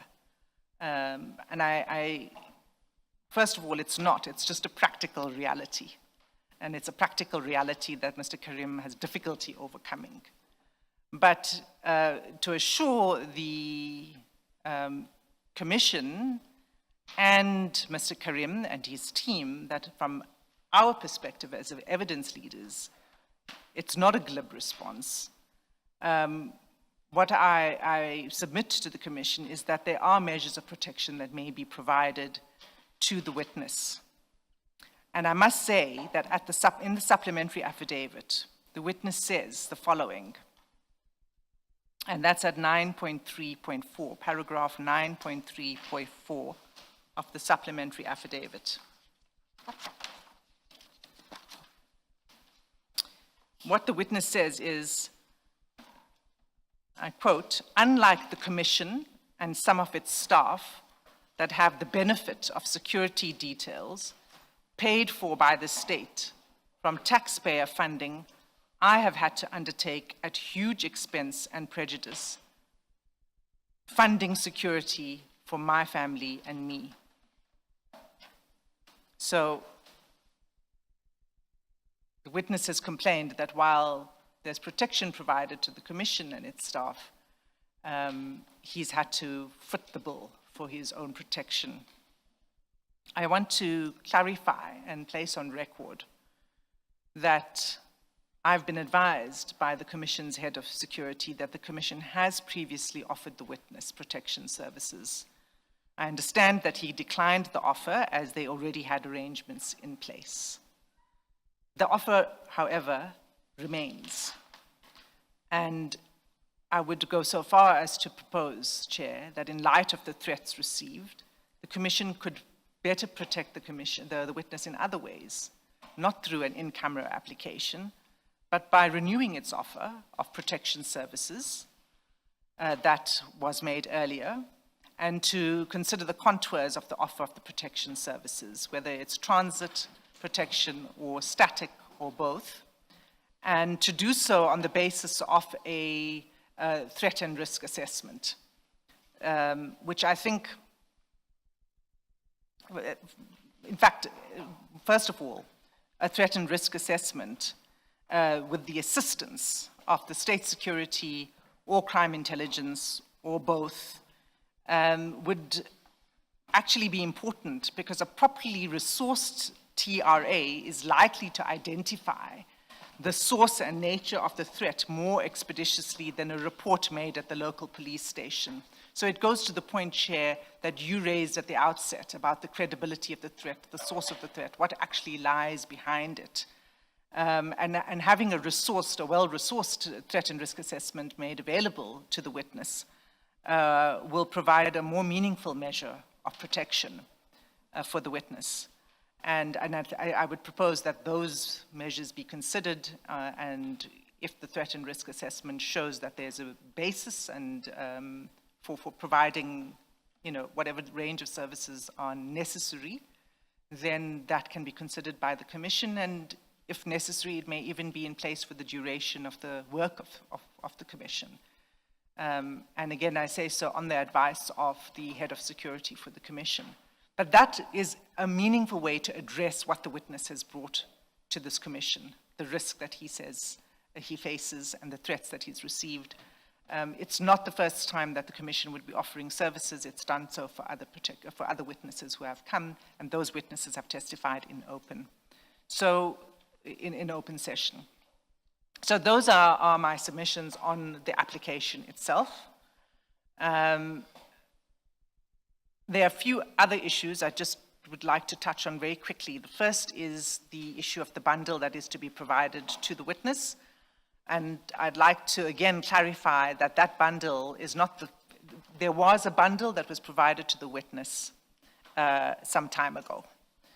And what is to be provided today are additional documents that will be used for the purposes of examination of the witness on the 9th and 10th of March. So it's the original bundle plus some additional documents. So the delay is not for the provision of an entire set of documents. It is for the additional documents.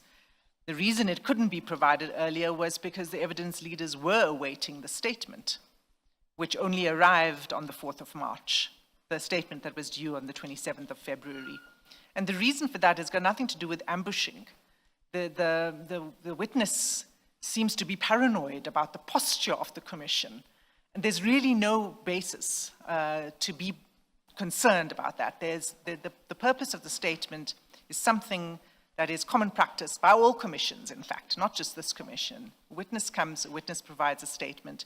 It's for the benefit of the witness. The witness gets to provide his or her version unfiltered by the evidence leaders.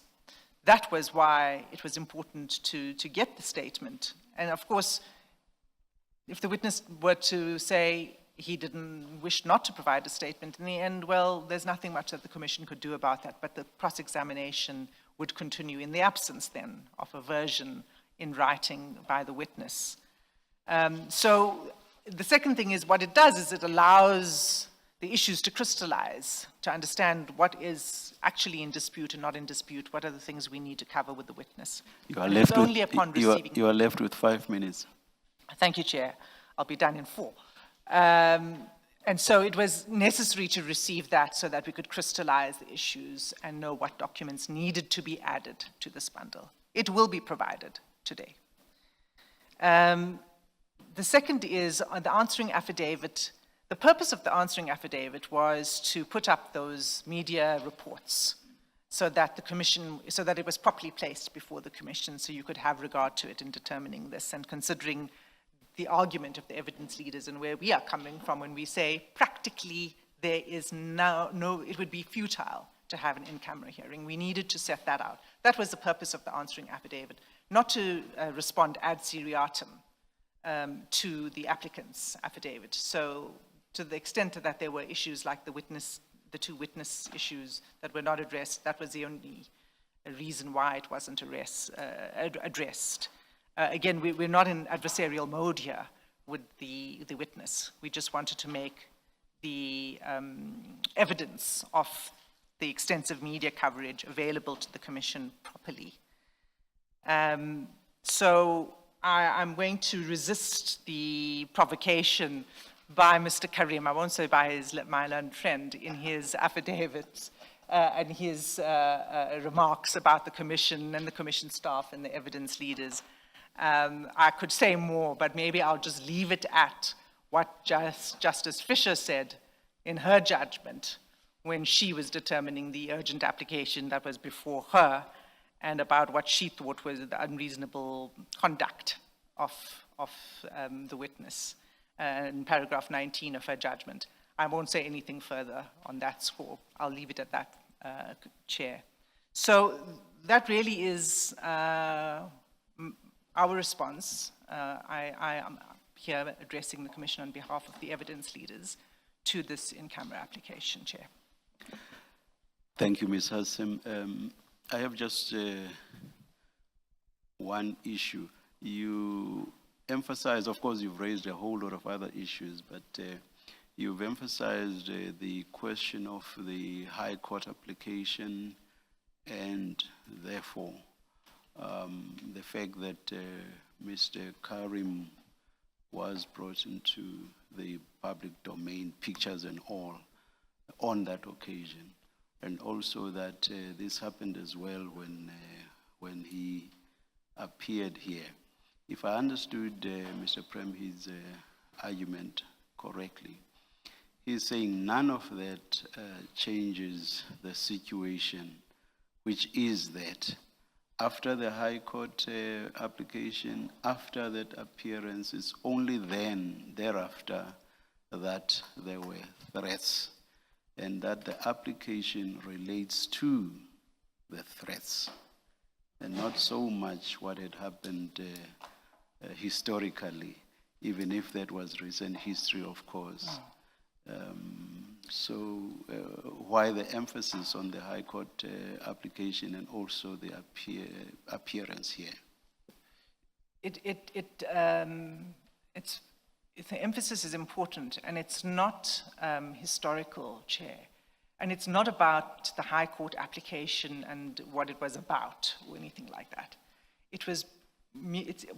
What is important is that as a result of the application and the public appearances that the witness has already been involved in, whether High Court or here, his identity is known. So it is, and that can't be changed. It's because of the High Court application and his appearance here that his identity is known. And that's the only point that's the relevance of the High Court proceedings and the 6 February appearance. It's in that context that there were images of his face, that there was video coverage of his appearance before this commission, and therefore he is known. So the relevance of it is, what does in-camera hearing, how does it serve the witness in protecting him? By my learned friend's argument, the only way in which the threat would be removed is if he did not testify at all before the commission. That's the only way the threat would be removed. But as it stands now, he is publicly known. His face is known. It's known that he's going to be here on Monday and Tuesday. To just pull a curtain over it and have the hearing Not necessarily here, because at this stage you do not know what my order of direction will be. Fair enough. Fair enough. I'm saying if it were to be in open session, it would be, the dates are known. And so the identity and the revelation of the identity of the witness around that time, the High Court application and appearing here, has made the in-camera application redundant. That's really the only point of referring to those. Thank you, Ms. Hassim. Isn't a further factor that it's known that he's going to testify already from the date that he filed his application in the High Court, and when he appeared here and a date was given, so the world, whoever's making those threats, knows that he's been ordered to come and testify on Monday and Tuesday, the 9th and the 10th. And the application as it stands now, it doesn't ask that he does not testify on the 9th and the 10th. It doesn't. So the assumption has to be, or the prevailing position as matters stand, is that he will testify on the 9th and the 10th. So whoever he's afraid of knows that he is testifying. He's not being excused. You want to say something about that? Commissioner Bloy, that really is it. It's a practical point, really. And it's why I referred to that paragraph 9.2 of the supplementary affidavit, because what the witness says is that the makers of the threats will not know when, if, or how I give evidence. That's just not true. The makers of the threats will know when, if, and how Mr. Karim will be giving evidence. Thank you. We'll hear what Mr. Premit says about that. Just one, maybe 1.5 points from me. For the purposes of this application, we should accept that the threats are credible, because there's no suggestion that they are not. You agree? All my submissions are on the basis of accepting that the threats are credible. So we must start from the premise that there are threats. Now, accepting that as a fact, do you think an in-camera hearing of the evidence would eliminate those threats? I mean, based on what we have heard. I'm not asking for your opinion, but based on the evidence that is before us. Well, okay, so let me explain what I say when I say the threats are credible. What I mean is, I think it would indeed be glib to not take threats seriously. However, there is an issue of insufficiency of the evidence. Some of it was already, and I didn't go there because it was covered already by Commissioner Baloy, about whether the messages that are attached to the affidavits actually show that it's a threat that is emanating from this commission, or whether it has to do with something else. And I've heard my learned friend say, well, you've got to see it in the context of when the threats were made. I accept that, but it's not a full answer. The evidence is insufficient. So I just want to be understood properly when I say it's credible. I just mean that I think it would, from my perspective, I take it seriously, but it's not the application, the sufficiency of the evidence for the purpose of the application doesn't satisfy, I think, what this commission needs to determine. So, I understood Mr. Premier to be saying, because we don't know where it's coming from, we must err on the side of caution. Just because we're not certain that it's related to the commission does not mean it is not. Sorry, Commissioner Kamala. So the first is the issue of the sufficiency of the evidence, but it's also not knowing, it's precisely not knowing that, which is why at the tail end of my submissions, I propose that, well, let's get to the bottom of it. Where is the threat coming from? And how can the commission assist the witness in that regard? And that would be, as I said, more meaningful protection than an in-camera application, because everybody will know that the person behind the curtain is the Wizard of Oz.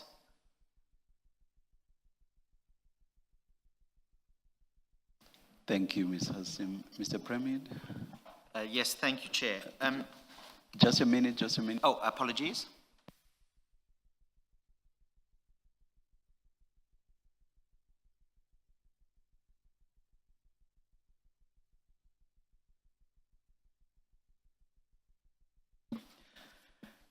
Only 10 minutes, Mr. Premier. Is that protected time? Or in toto? All told. I have 14 points to make very briefly in reply. Sorry, Sure. was that 14? 14, yes. Sure. I'll do it in 10 minutes, but I will. All right. I have 14 points to. 10 protected. Okay, I take that. Thank you, Chair. Let's start at the end. My learned friend says that Mr. Karim will come here on the 9th and 10th if the in-camera application is granted, and all that will be done is his voice is going to be blurred, or they're going to distort his voice so that he's not known. My learned friend is interrupting, I apologize. I don't know if this is going to cut into my protected time. That's how I understood the submission, but Ms. Hassim, yes? Chair, can I just correct it, because you may go down a path then, Mr. Premier, that is not warranted. Not a distorted voice or that kind of thing, it would be in camera. That is what's requested. It would be a closed, sealed session. Yes, but the specifics of that request are set out at pages 11 and 12 of the founding affidavit, where at paragraph 23, the witness says, it appears that the individuals are tracking my movements and will be monitoring whether I attend at the Commission's current premises. In this regard, I request that my evidence be led in camera and virtually, alternatively, at an undisclosed location. And then at paragraph 25, it goes on to talk about the purpose of moving the application in the context of being monitored. So actually, the presentation that the in-camera relief is simply to come here in secret on the 9th and the 10th, properly construed is not that at all. It's about getting appropriate directions from the Commission for alternative accommodations that will give the protection of an in-camera session in the way that my learned friend has said, if we come here on the 9th and the 10th, it won't be. So I agree with my learned friend's submission in that regard. May I just also say regarding this sudden offer that is being made about security and whatever else might be the case. I heard my learned friend to say that the head of security made a direct offer to this witness, i.e. my client, and I am instructed by my instructing attorney that no such offer has ever been made. And therefore, the further submission that that offer was rejected also falls to the wayside, because you can't reject something that you haven't actually received. But let's just assume it was made. Why did we have to bring an application and have to come to fight a full in-camera hearing when that is a practical offer that the Commission could have made earlier?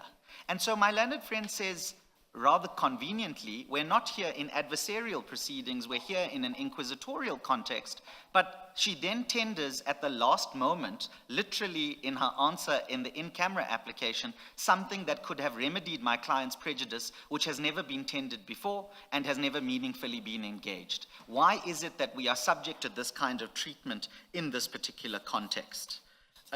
Regarding the other points that I need to make, that's 2 of the 14, by the way. Yes, the bundle is coming. The bundle was meant to be served 2 business days after the witness statement was filed. That was filed on the 4th of March at 9 o'clock.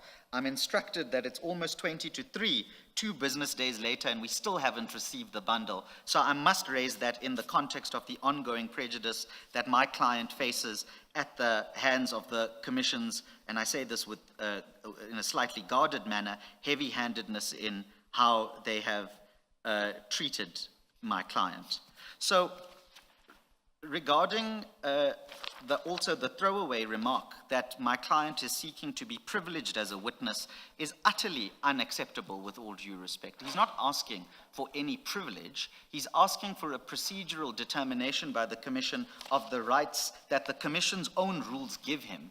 And to present it as being a privilege actually suggests that the Commission characterizes my client's application as seeking something to which he is not entitled. And that's not correct, because what he is asking from the Commission is something that the Commission's own rules entitle him to.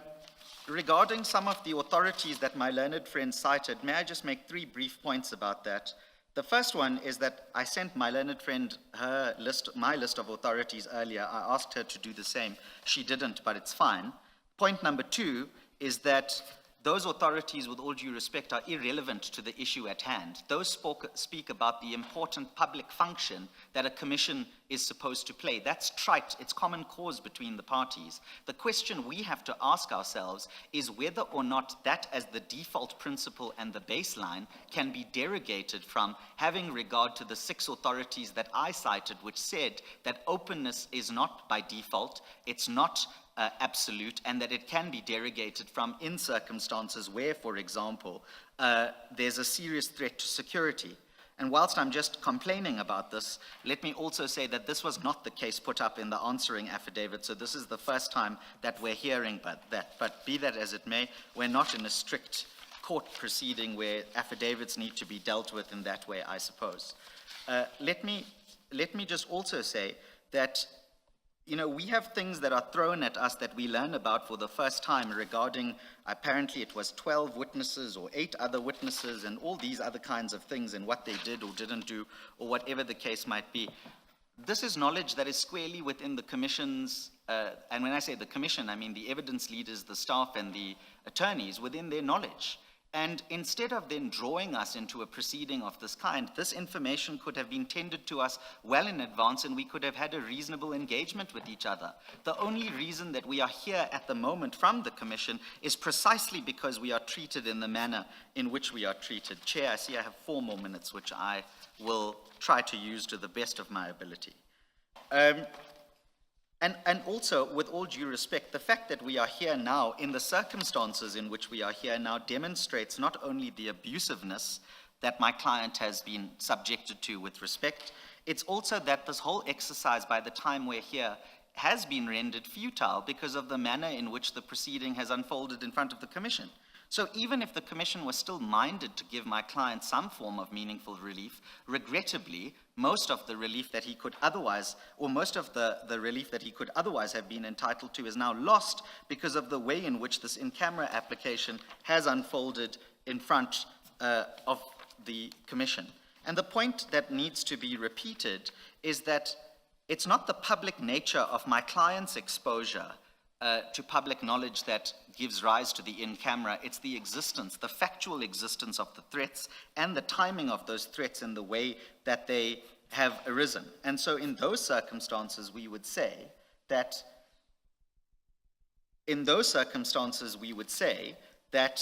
the appropriate thing to do here is to grant my client in-camera relief. If it has to change Schedule A, who's included and who's not included, that is something that the Commission will determine and we will respect. And the Commission will also apply its mind to what is said at pages 11 and 12, paragraphs 23 onwards of the founding affidavit regarding the modality of that evidence. And may I just conclude then on this point in 2 minutes to spare, is that one of the letters that were placed in front of the Commission was an explicit request for confirmation that all of the correspondence in this matter, as well as all of the pleadings, had been promptly placed in front of the Commissioners because of the fact that we required a ruling before the 25th. And that was never responded to despite the request being made. And the reason I raised that is because that concretizes the prejudice that my client faces in circumstances where he engages the Commission evidence leaders and staff on one hand, and things don't necessarily go through to the Commissioners in the way that we don't know whether it does or it doesn't, and then he's caught with the consequences arising from the way in which the Commission's evidence leaders and staff choose to handle requests made of them, including requests where matters are asked to be raised with the Commissioners on an expedited and time-sensitive timeline. And so, quite frankly, having regard to all of that, and the fact that factually at the end of the day, everyone accepts that these are credible threats, and that they do exist as a matter of fact and as a matter of the record, we would pray for the relief sought in the notice of motion, subject to those amendments that I have suggested are possible amendments like the one I discussed with Commissioner Khumalo. May I please take an instruction?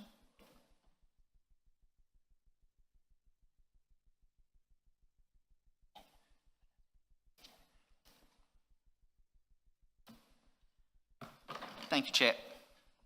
Mr. Premier, I'm concerned that with the posture, and I'm concerned because I am not aware of the facts. I don't see the facts, maybe let me say it.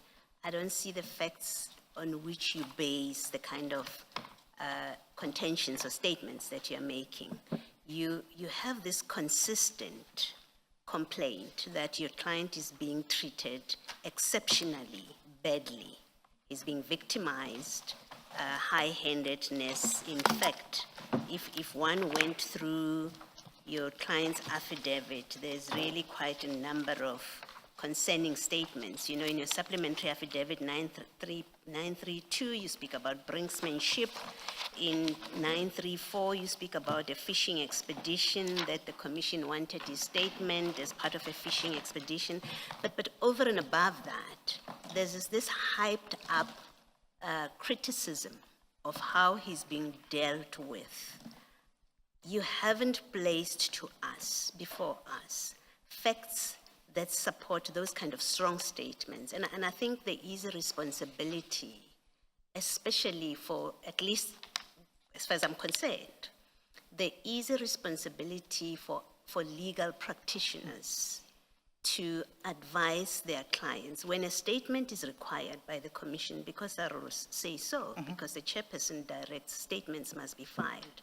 I think I think you'll agree with me that legal representatives have a responsibility to say to the client, you can't call it a fishing expedition. Statements must be filed, right? We do have that responsibility. Absolutely. And here there's this gratuitous statements about how badly he's been treated, including on something like this. It's not backed up by anything in the conduct of the Commission. You know, the chair earlier dealt with you, spoke to you about some of the language and gratuitous statements that are made, but in fact, there's quite a number of them here. I'm concerned that your client is on a path that seeks to publicly create the impression that this Commission has got something against him. And there's no basis, absolutely no basis. And I want you to deal with just one example. Your attorneys wrote a letter requiring a response and rulings by a certain date. They had unilaterally fixed dates. And there was no justification in that letter why the Commission must make rulings by a certain date. We just told Just give us rulings by this date. You're complaining about the response that you got. We didn't give you the ruling on the date that your attorney demanded it, because that's what it was.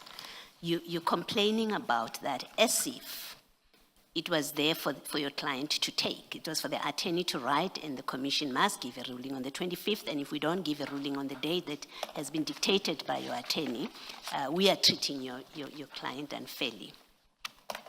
Something that I can answer directly to without having to file an affidavit is the demand to place it before the commission, that letter that said, please place this before the commission. Commissioners, in fact, it happened. And your attorney got a response saying, we acknowledge receipt. It will be placed before the commissioners and they will deal with it in due course. There is that kind of response that was sent. And I say that because I know it happened. But that's not even the nub or the essence of what I'm speaking to. I'm speaking to this tone, this consistent tone since morning, that your client is being treated unfairly. You haven't suggested, or he hasn't suggested, why we would do that to him. He hasn't. He's just been happy to say, I'm being treated unfairly. There's this high-handedness. There isn't. He appeared here. He was told to file a statement by a certain date. He did not file by that date. Instead, he wrote a letter to say, well, give me directives. He doesn't file on that day. He's told you have to file.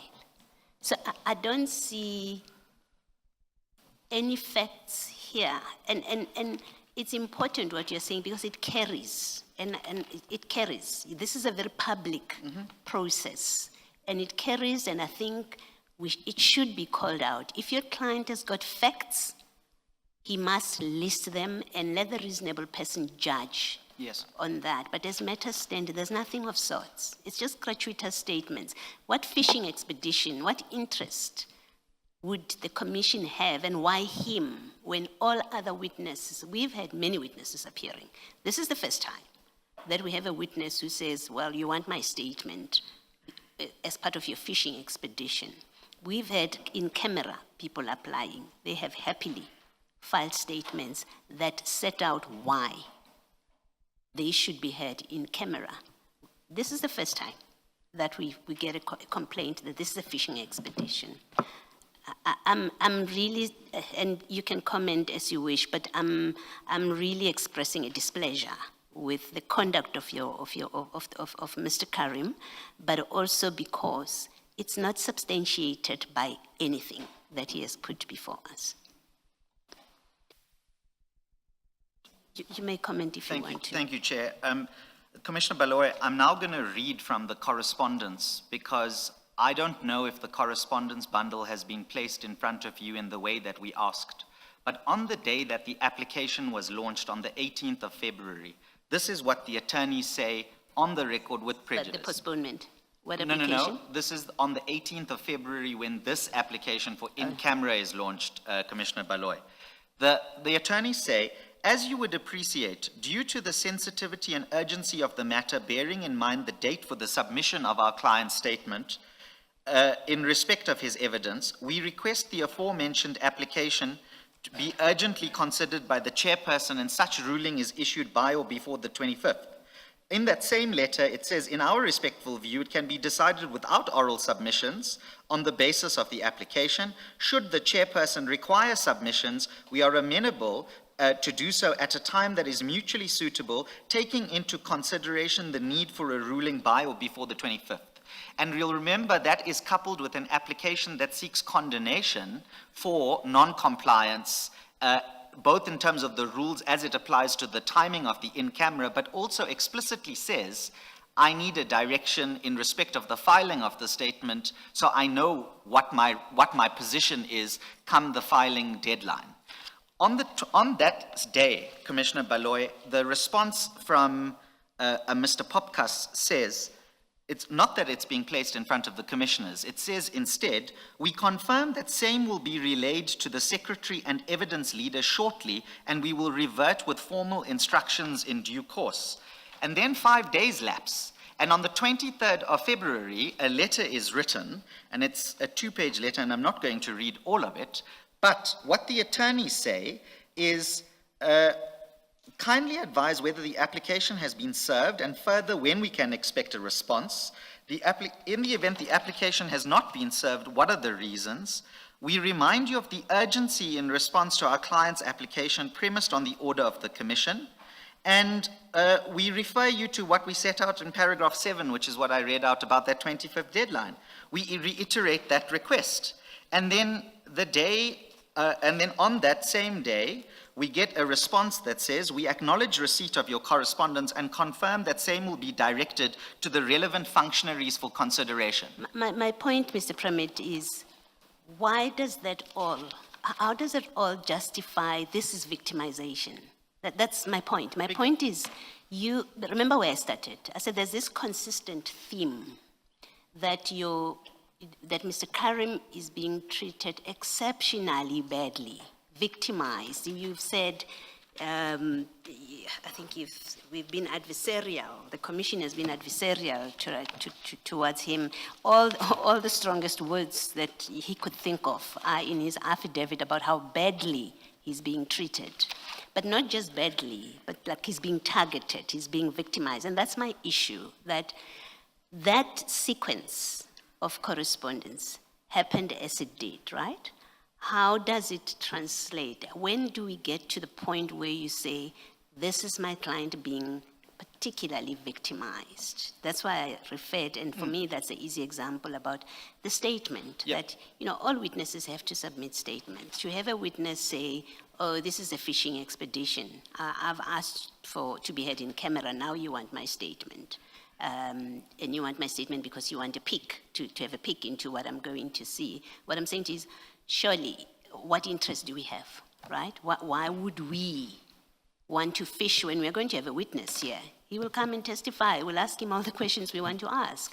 Absolutely. Yes, so there's not, basically the point I'm making is, there is no basis for this strenuous complaint that is being put out there that this particular witness, and just him, because we've never had this complaint, just him, why would we treat him badly? Why? The one witness who came here applied for a postponement. On the basis I don't have documents, I have people who are, my lawyers are not going to be available, actually got a very generous postponement, right? To go get ready, have your lawyers available. That you don't, as you say, context. That context you don't speak to, but you nitpicking on matters of engagement with the evidence leaders, with the attorneys, and you elevate it, or I accept you're a creature of instructions, and so it's not your personal positions that you're putting forward. But why he would be targeted by the Commission? What's there to gain for the Commission? And I think those are critical questions that should be asked before he puts stuff like this on, in the public domain. Thank you, Chair. Through you, Chair.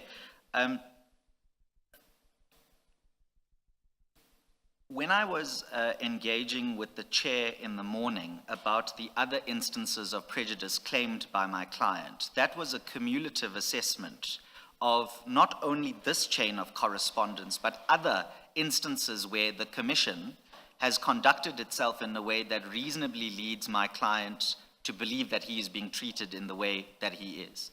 I understand what Commissioner Baloy is saying to me, that in Commissioner Baloy's view, there is no basis upon which to make such a statement, and that the stridency of the statements is a concern for Commissioner Baloy, but more broadly than that, that it's a concern insofar as the integrity of this commission as it may be viewed in the public. And Commissioner Baloy, I would entirely agree with you. The consistent complaint from my client has been that the Commission has a set of rules. There are instances where not the commissioners sitting on bank in front of me, but through the evidence leaders or the attorneys or the staff or whatever the case might be, there are instances where non-compliance with those rules are identified. That may or may not turn out on legal interpretation and whether that view is right or wrong. But what it implicates is that my client is the subject of coercive force by this Commission. And unless my client is represented by a legal... Coercive force having manifested where? Just tell us It's the when. threat of the coercive force. I'm not saying that there has been coercive force. I'm saying at each one of these instances that you've put to me, where the stridency emerges from Mr. Karim and his legal team, I'm saying that in each one of those instances, the threat of coercive force hangs over my client, that if he is found to be in breach of the Commission's rules, or what, even where to be found in breach of those Commission's rules is subject to a legal debate where his legal representatives say, actually, the Commission is not following its rules in the first place. So why No, can we just clarify this? You say he's the subject of the threat. I understand you to be saying the threat of coercive force, but that's true for everyone who appears before us. If they haven't complied with a directive in the way that your client did not, right? There was an order by the chair. You must file your statement by a certain date. Yes. Now, there's nothing exceptional about your client on that kind of order. And when he doesn't comply with it, to say that you will be subjected to the powers that we have, that you will be held in contempt of the Commission because you haven't complied with a ruling, a lawful ruling of the chairperson, there's absolutely nothing wrong with that, and there's nothing to complain about. No, he may justify himself and say, I didn't comply because I was waiting. I was hoping you will give me a directive just like I asked for, right? He could give that as an excuse for non-compliance, but as a matter of law before us here, right? If you don't comply with the directive of the chairperson, you are in contempt. Whether we act or we postpone acting is a different matter. So it's an inaccurate reflection of the position to say that, well, you know, he's being unfairly subjected to coercive force because he has been told he's in contempt and therefore he will be, you know, measures will be taken against him. Sorry, I don't understand that complaint. No, that's not the complaint, because we're not complaining about the trite proposition that the Commission has the power to use coercive force in instances of non-compliance. What we're overlooking, with all due respect, Commissioner Baloy, in the way in which you've put that limited factual scenario to me, is that there was an application as an intervening fact to say, please define. That application did not displace, there was never a suggestion from the Commission, Mr. Premier, that because there's a pending application, you don't have to file. And the Commission doesn't get dictated upon by a witness who decides, I do have a ruling, I have a clear ruling to file by a certain date, but you know what? I'm not going to file. I'm writing a letter to say, give me directives, I have a pending application, therefore I'm not filing. That's not binding on the Commission. He was given a clear directive and he was in contempt of the directive, simple. But with all due respect, Commissioner Baloy, the ruling was asked for before the statement was due. And that's why we can't simply ignore the factual intervention of the application. If the application was dismissed by the 25th, then he would have had to file on the 27th.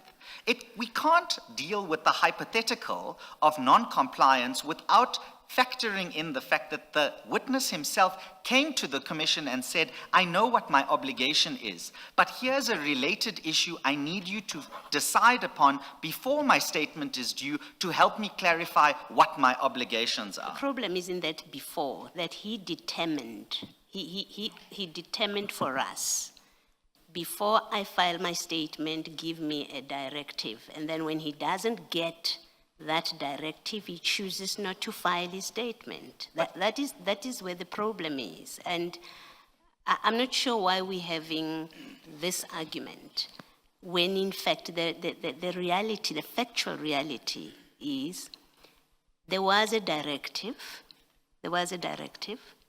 it had a fixed date for compliance. He did not comply. He has an explanation. And that's my complaint, if it's a complaint at all, for lack of a better word, is that he superimposed before the statement was due, between the date of the directive and before the statement was due, He then superimposes something. He says, give me a directive. And then he goes and make a decision, I'm not filing because they didn't give me the directive on that day. And the simple point I'm making to you, and that I didn't expect would be such an issue of contention, is that he wasn't entitled to do that. He did it anyway, but he wasn't entitled to sit back because he doesn't have the directive that he's asked for and that he has put us on terms, by the way. He puts us on terms to give him a directive by a certain date. When we don't give him that directive by that date, the simple point I'm making is he wasn't entitled not to file his statement in accordance with the directive. And when he is told that you did wrong by not filing by that date, it's not open to him to say, I'm being victimized. That's the simple point I'm making. It's not open to him to say that. Unless perhaps I'm wrong on some legal basis, it seems to me like somebody that were to act as if there is an interdict in place when in fact there is none. Mr. Chair, may I say something on this? Not in the middle of Mr. Premier's Oh, sorry. argument. I thought you... No, the Yes, commissioners Mr. are very Premier, active on a Friday afternoon. I'm not done. I hear- Please I respond to Commissioner I hear Baloy's exactly question. what Commissioner Baloy says. I think where Commissioner Baloy and I depart company is let's use a high court type of scenario. A high court gives an order that is going to, compliance with which is going to have to occur by the 27th of February. Let's use our exact dates. And before the 27th of February, an application is placed before the High Court that says, I need you to determine an issue, whether rightfully or wrongfully, whether imposed unilaterally, whether placed on terms. The fact of the matter is an application is launched before the compliance date to say in the High Court, determine the terms of my compliance because I'm concerned if I comply in the way I'm currently expected to comply, that's going to cause me some or other prejudice or harm or whatever the case might be. I think where Commissioner Baloy and I part ways is that, on my understanding, given that it wasn't just a letter, it was also an application for formal relief under the Commission's rules with a prayer for condonation with the associated timeline, that demonstrates an absence of willfulness for the purposes of the so-called non-compliance, because there's a legal issue that is sought to be determined before that compliance and or non-compliance can arise. But I've heard what Commissioner Baloy has said, and Commissioner Baloy's view is that is not correct, and that notwithstanding your application, and please correct me if I'm wrong, you actually should have complied, and that your failure to comply is what has caused the concern for the Commission. I hear that, and I accept the remarks made by Commissioner Baloy. Obviously I do, but I would say that the fullness of the answer that I can give is that he didn't sit back and simply not comply. He came to the very body that will determine the consequences of his compliance or non-compliance on the 27th and said, please give me a directive on this particular issue that is materially connected to that compliance which I know I have to comply with.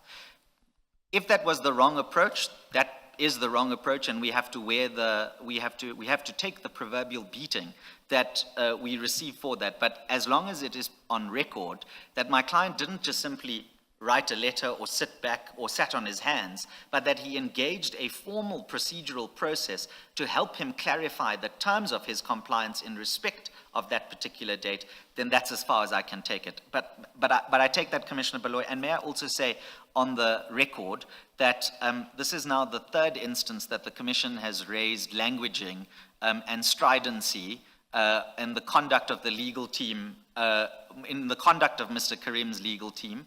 As Mr. Karim's leading counsel, I will take responsibility for that, and I again apologize to the Commission for those terms, but I hope the Commission will understand that the obligation on us, as Mr. Karim's legal representatives, in circumstances where he could be the subject of coercive force, is to represent him to the best of our ability with no regard to personal consequence, fear, or favor.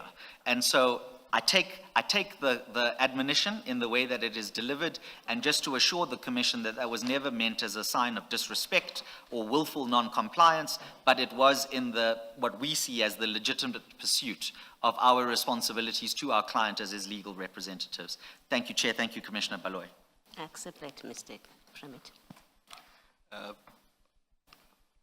Mr. Premit, this is directed to your client and other witnesses that are still to come, and this is very important because officers of this commission don't get to speak for themselves, and allegations are made in the papers that affect the officers of this commission. I just want to place it on record that the rules of this commission require that they take the oath of secrecy to preserve confidentiality of any document that comes to this commission.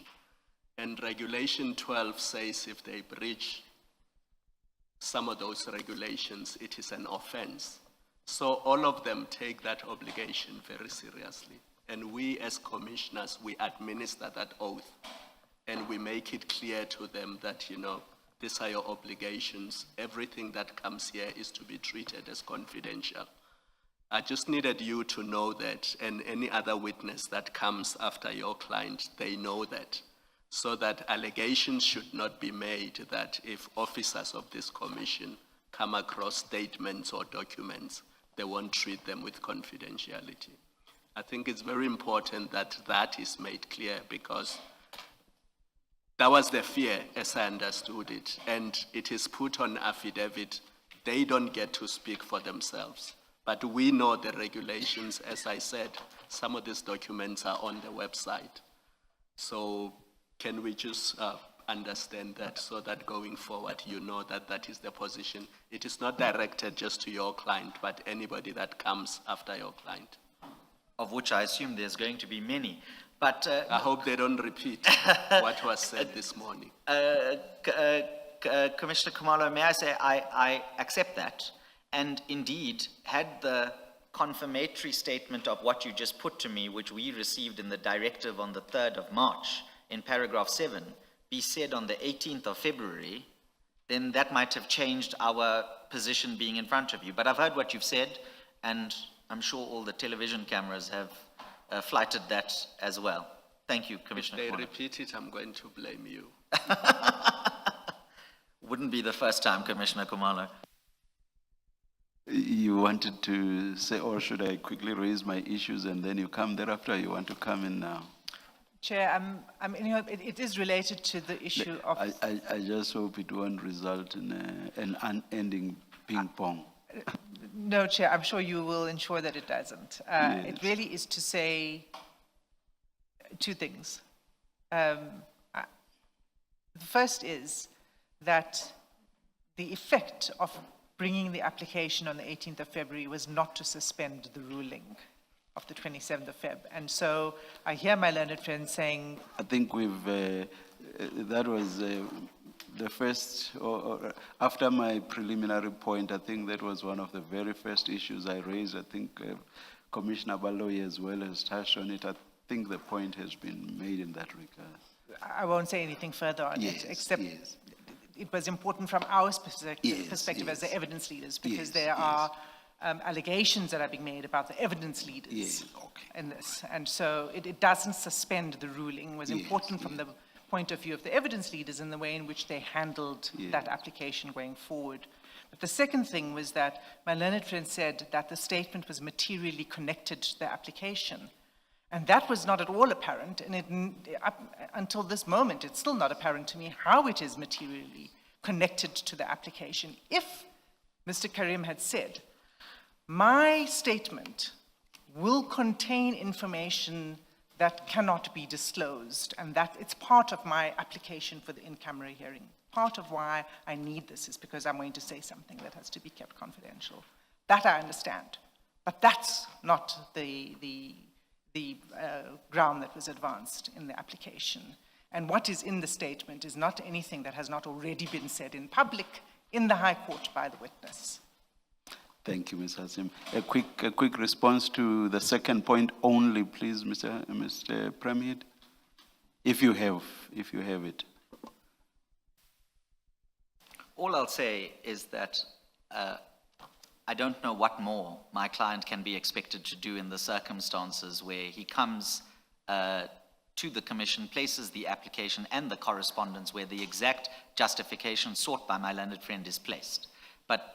And that's not to do what my learned friend has, I think, suggested, which is that it's about the content of the statement. It's about the status of disclosure it's the status of the hearing prior to the disclosure of the statement, not the content of the statement itself. So that's the consistent line we've taken in these proceedings. Thank you, Mr. Premhead. I have two very brief points to raise. There's the issue of the offer of protection. There's a dispute as to whether the offer was made previously. I will leave that and proceed to what the attitude is now, because Ms. Hassim has said the offer is being extended even as we speak. Is there a response? If not, will a response be given to the evidence leaders as soon as possible in this regard? Chair, may I say that we have to take an instruction and we'll give a response, but I must just say this. Yes. My client is scheduled to come before this commission within 48 hours. My learned friend was talking about things like threats assessments and all these other kinds of investigations that need to happen. So I mean, practically speaking, even if he wants to accept that, I don't know to what extent all of the necessary processes are completed within the 48 hours that he has available. But we'll take an instruction and we'll come back to you on that. Thank you, Chair.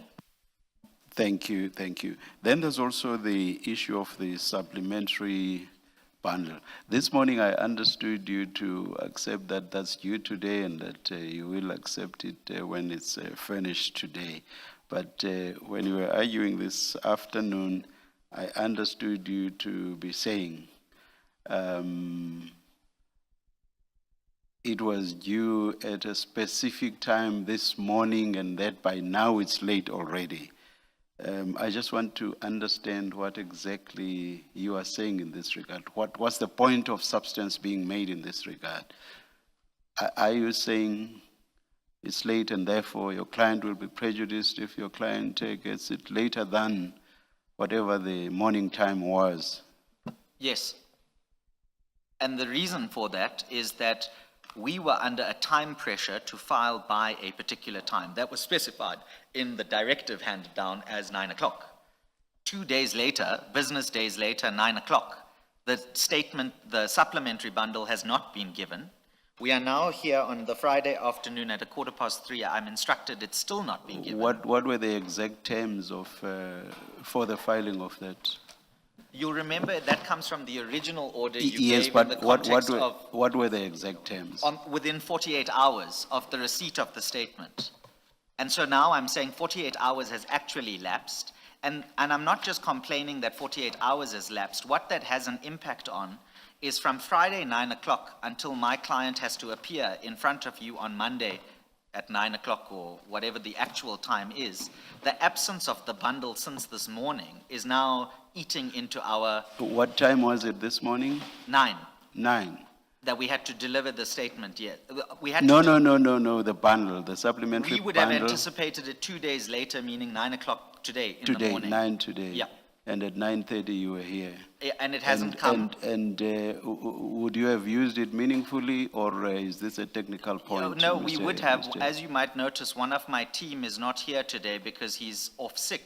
But he would have been the one to take up. He was off sick and not present because he has a contagious illness, which means he should be isolating. But he would have been in the position to already start looking at that bundle, engaging our client, and so on. And so that's just the reality of where we are placed. But Mr. Premhead, this point about the exact hour was not made this morning. This morning you seem to accept that this bundle is to be given to us today. And it was already past 9 o'clock, and it did not suggest that you are late because you did not give this to me at 9 o'clock. It seems to me that this is an about 10, and I'm not taking kindly to that at all. No, I accept what you say to me, Chair, and I'll say that it's not an about turn, because when we were given a short... It is. If after 9:30, when argument commenced, if after 9:30 you said the supplementary bundle is due today, and you said it in a context that was receptive to the idea of that being given to you later than the start time of the argument, all of a sudden now you are insisting on 9, and you are already past 9 when you made this point. That is why I'm saying this is an about 10. If you want to, we can actually listen exactly to what you said. And I think I'm correct on this. No, I don't think that's necessary, and I hear what you say to me, Chair, but all I'll say is that even if 9 o'clock wasn't the fixed time, or alternatively, my failure to mention the 9 o'clock issue when I addressed you earlier now causes the effect that it didn't have to be given at 9 o'clock. The point that I would make simply is that it's now Friday afternoon, or almost 4 o'clock. Do you remember as you were arguing, I think I even asked Ms. Hassim, will this supplementary bundle be served today? And you said yes. And Mr. Premier, you never said, but that will be late already. You never said so. Chair, may I? Yes. Yes. Because what is happening here is important. It's again the applicant creating rules and demands. No, please respond when Mr. Premhid is done. Let's just continue with the debate with Mr. Premhid. It's on the same point, Chair, but okay. No, so that you don't, it doesn't become a dialogue between you. I never know when Mr. Premhid's done or not. Yeah, no, you're still arguing. I hope you follow what I'm saying, Mr. Premhid. After 9:30, during your argument, you, in a manner that is receptive to the idea, accept that the bundle is going to be served. You do not appear to be opposing that on the basis that it was supposed to have been served at 9 o'clock, and therefore it's late already. You did none of that. If anything, as I've said, I think 2 times already, you were receptive to the idea that the supplementary bundle was going to be served after 9 a.m. in the morning. So it's on that basis that I say I see this as nothing but an about 10. It's on that basis that I say so. And I added that I do not take kindly to it. Chairperson, I'm instructed that the bundle has now been emailed to us whilst we've been having this engagement. So my prejudice is cured. Thank you very much. Thank you very much. Those are the only 2 issues I wish to raise. I wished to raise with you, Mr. Premier.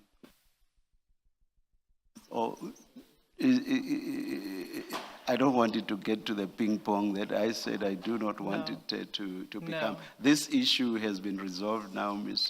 Hassim. Chair, can I just put one point of clarity? There was never any agreement that it would be filed by 9 o'clock this morning. No, I understand that perfectly, but I understand the point to arise from a mathematical calculation of 48 hours, not that there was any agreement. But I'm saying what I said despite the mathematical calculation because I just find it very strange. Yeah. I appreciate that, Chair. My point is not about yours, it was about... No. Even the 48 hours was never... I guess I'm addressing Yes. Mr. Karim through you. Yes. It's merely to say that the 48 hours was never an agreement. No. The 48 hours comes from your ruling on the 6th of February Yes, relating to a different set of documents. All right. No, thank you. Thank you, Chair. Thank you, Council. Thank you all, to all of you.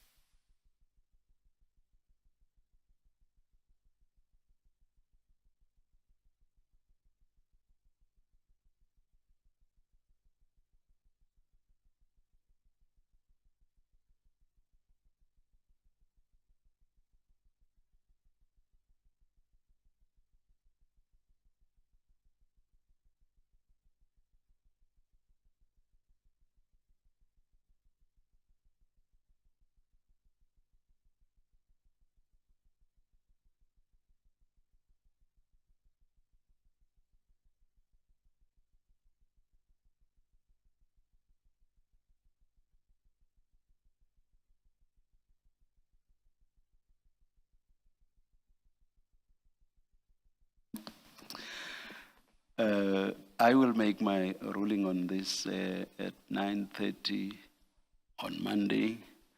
And I hope that it will be a written ruling which will cover both the reasons for this morning's ruling and also then the ruling on the aspect that's been argued now, plus the reasons for it. We earlier touched on the possibility of the filing of a supplementary affidavit on the issues that I engaged Mr. Premhid on. I do not even trust my memory to be able to articulate those. I trust your memory more than mine, Mr. Premhid, on that. To interrupt you whilst you are talking, but my learned friend indicated she also doesn't remember. I remember that this possible supplementary statement is to deal with issues such as who could potentially be the source of those threats. That was the thrust of it. Yes, that was the main. the circumstances yes, and yes. the reasonable yes. version of the that crime. was the thrust of it. Yes. Thank you. I direct that a supplementary affidavit, if any, underline if any, must be filed by midday tomorrow, and a response to it, if any, by 7 p.m. tomorrow. That's the direction, but I may just add that by making the direction, we're not necessarily saying that anything will turn on that. But when you write your reasons, you never know where the pen might lead you. So I want to avoid a situation where we just might say, oh gosh, if we had directed that there be such a supplementary affidavit. So it's on that basis that I'm giving that direction. Let us adjourn and resume at 9:30 on Monday, and we will resume here. Perhaps let's see counsel outside regarding the practicalities and so on. Let's adjourn.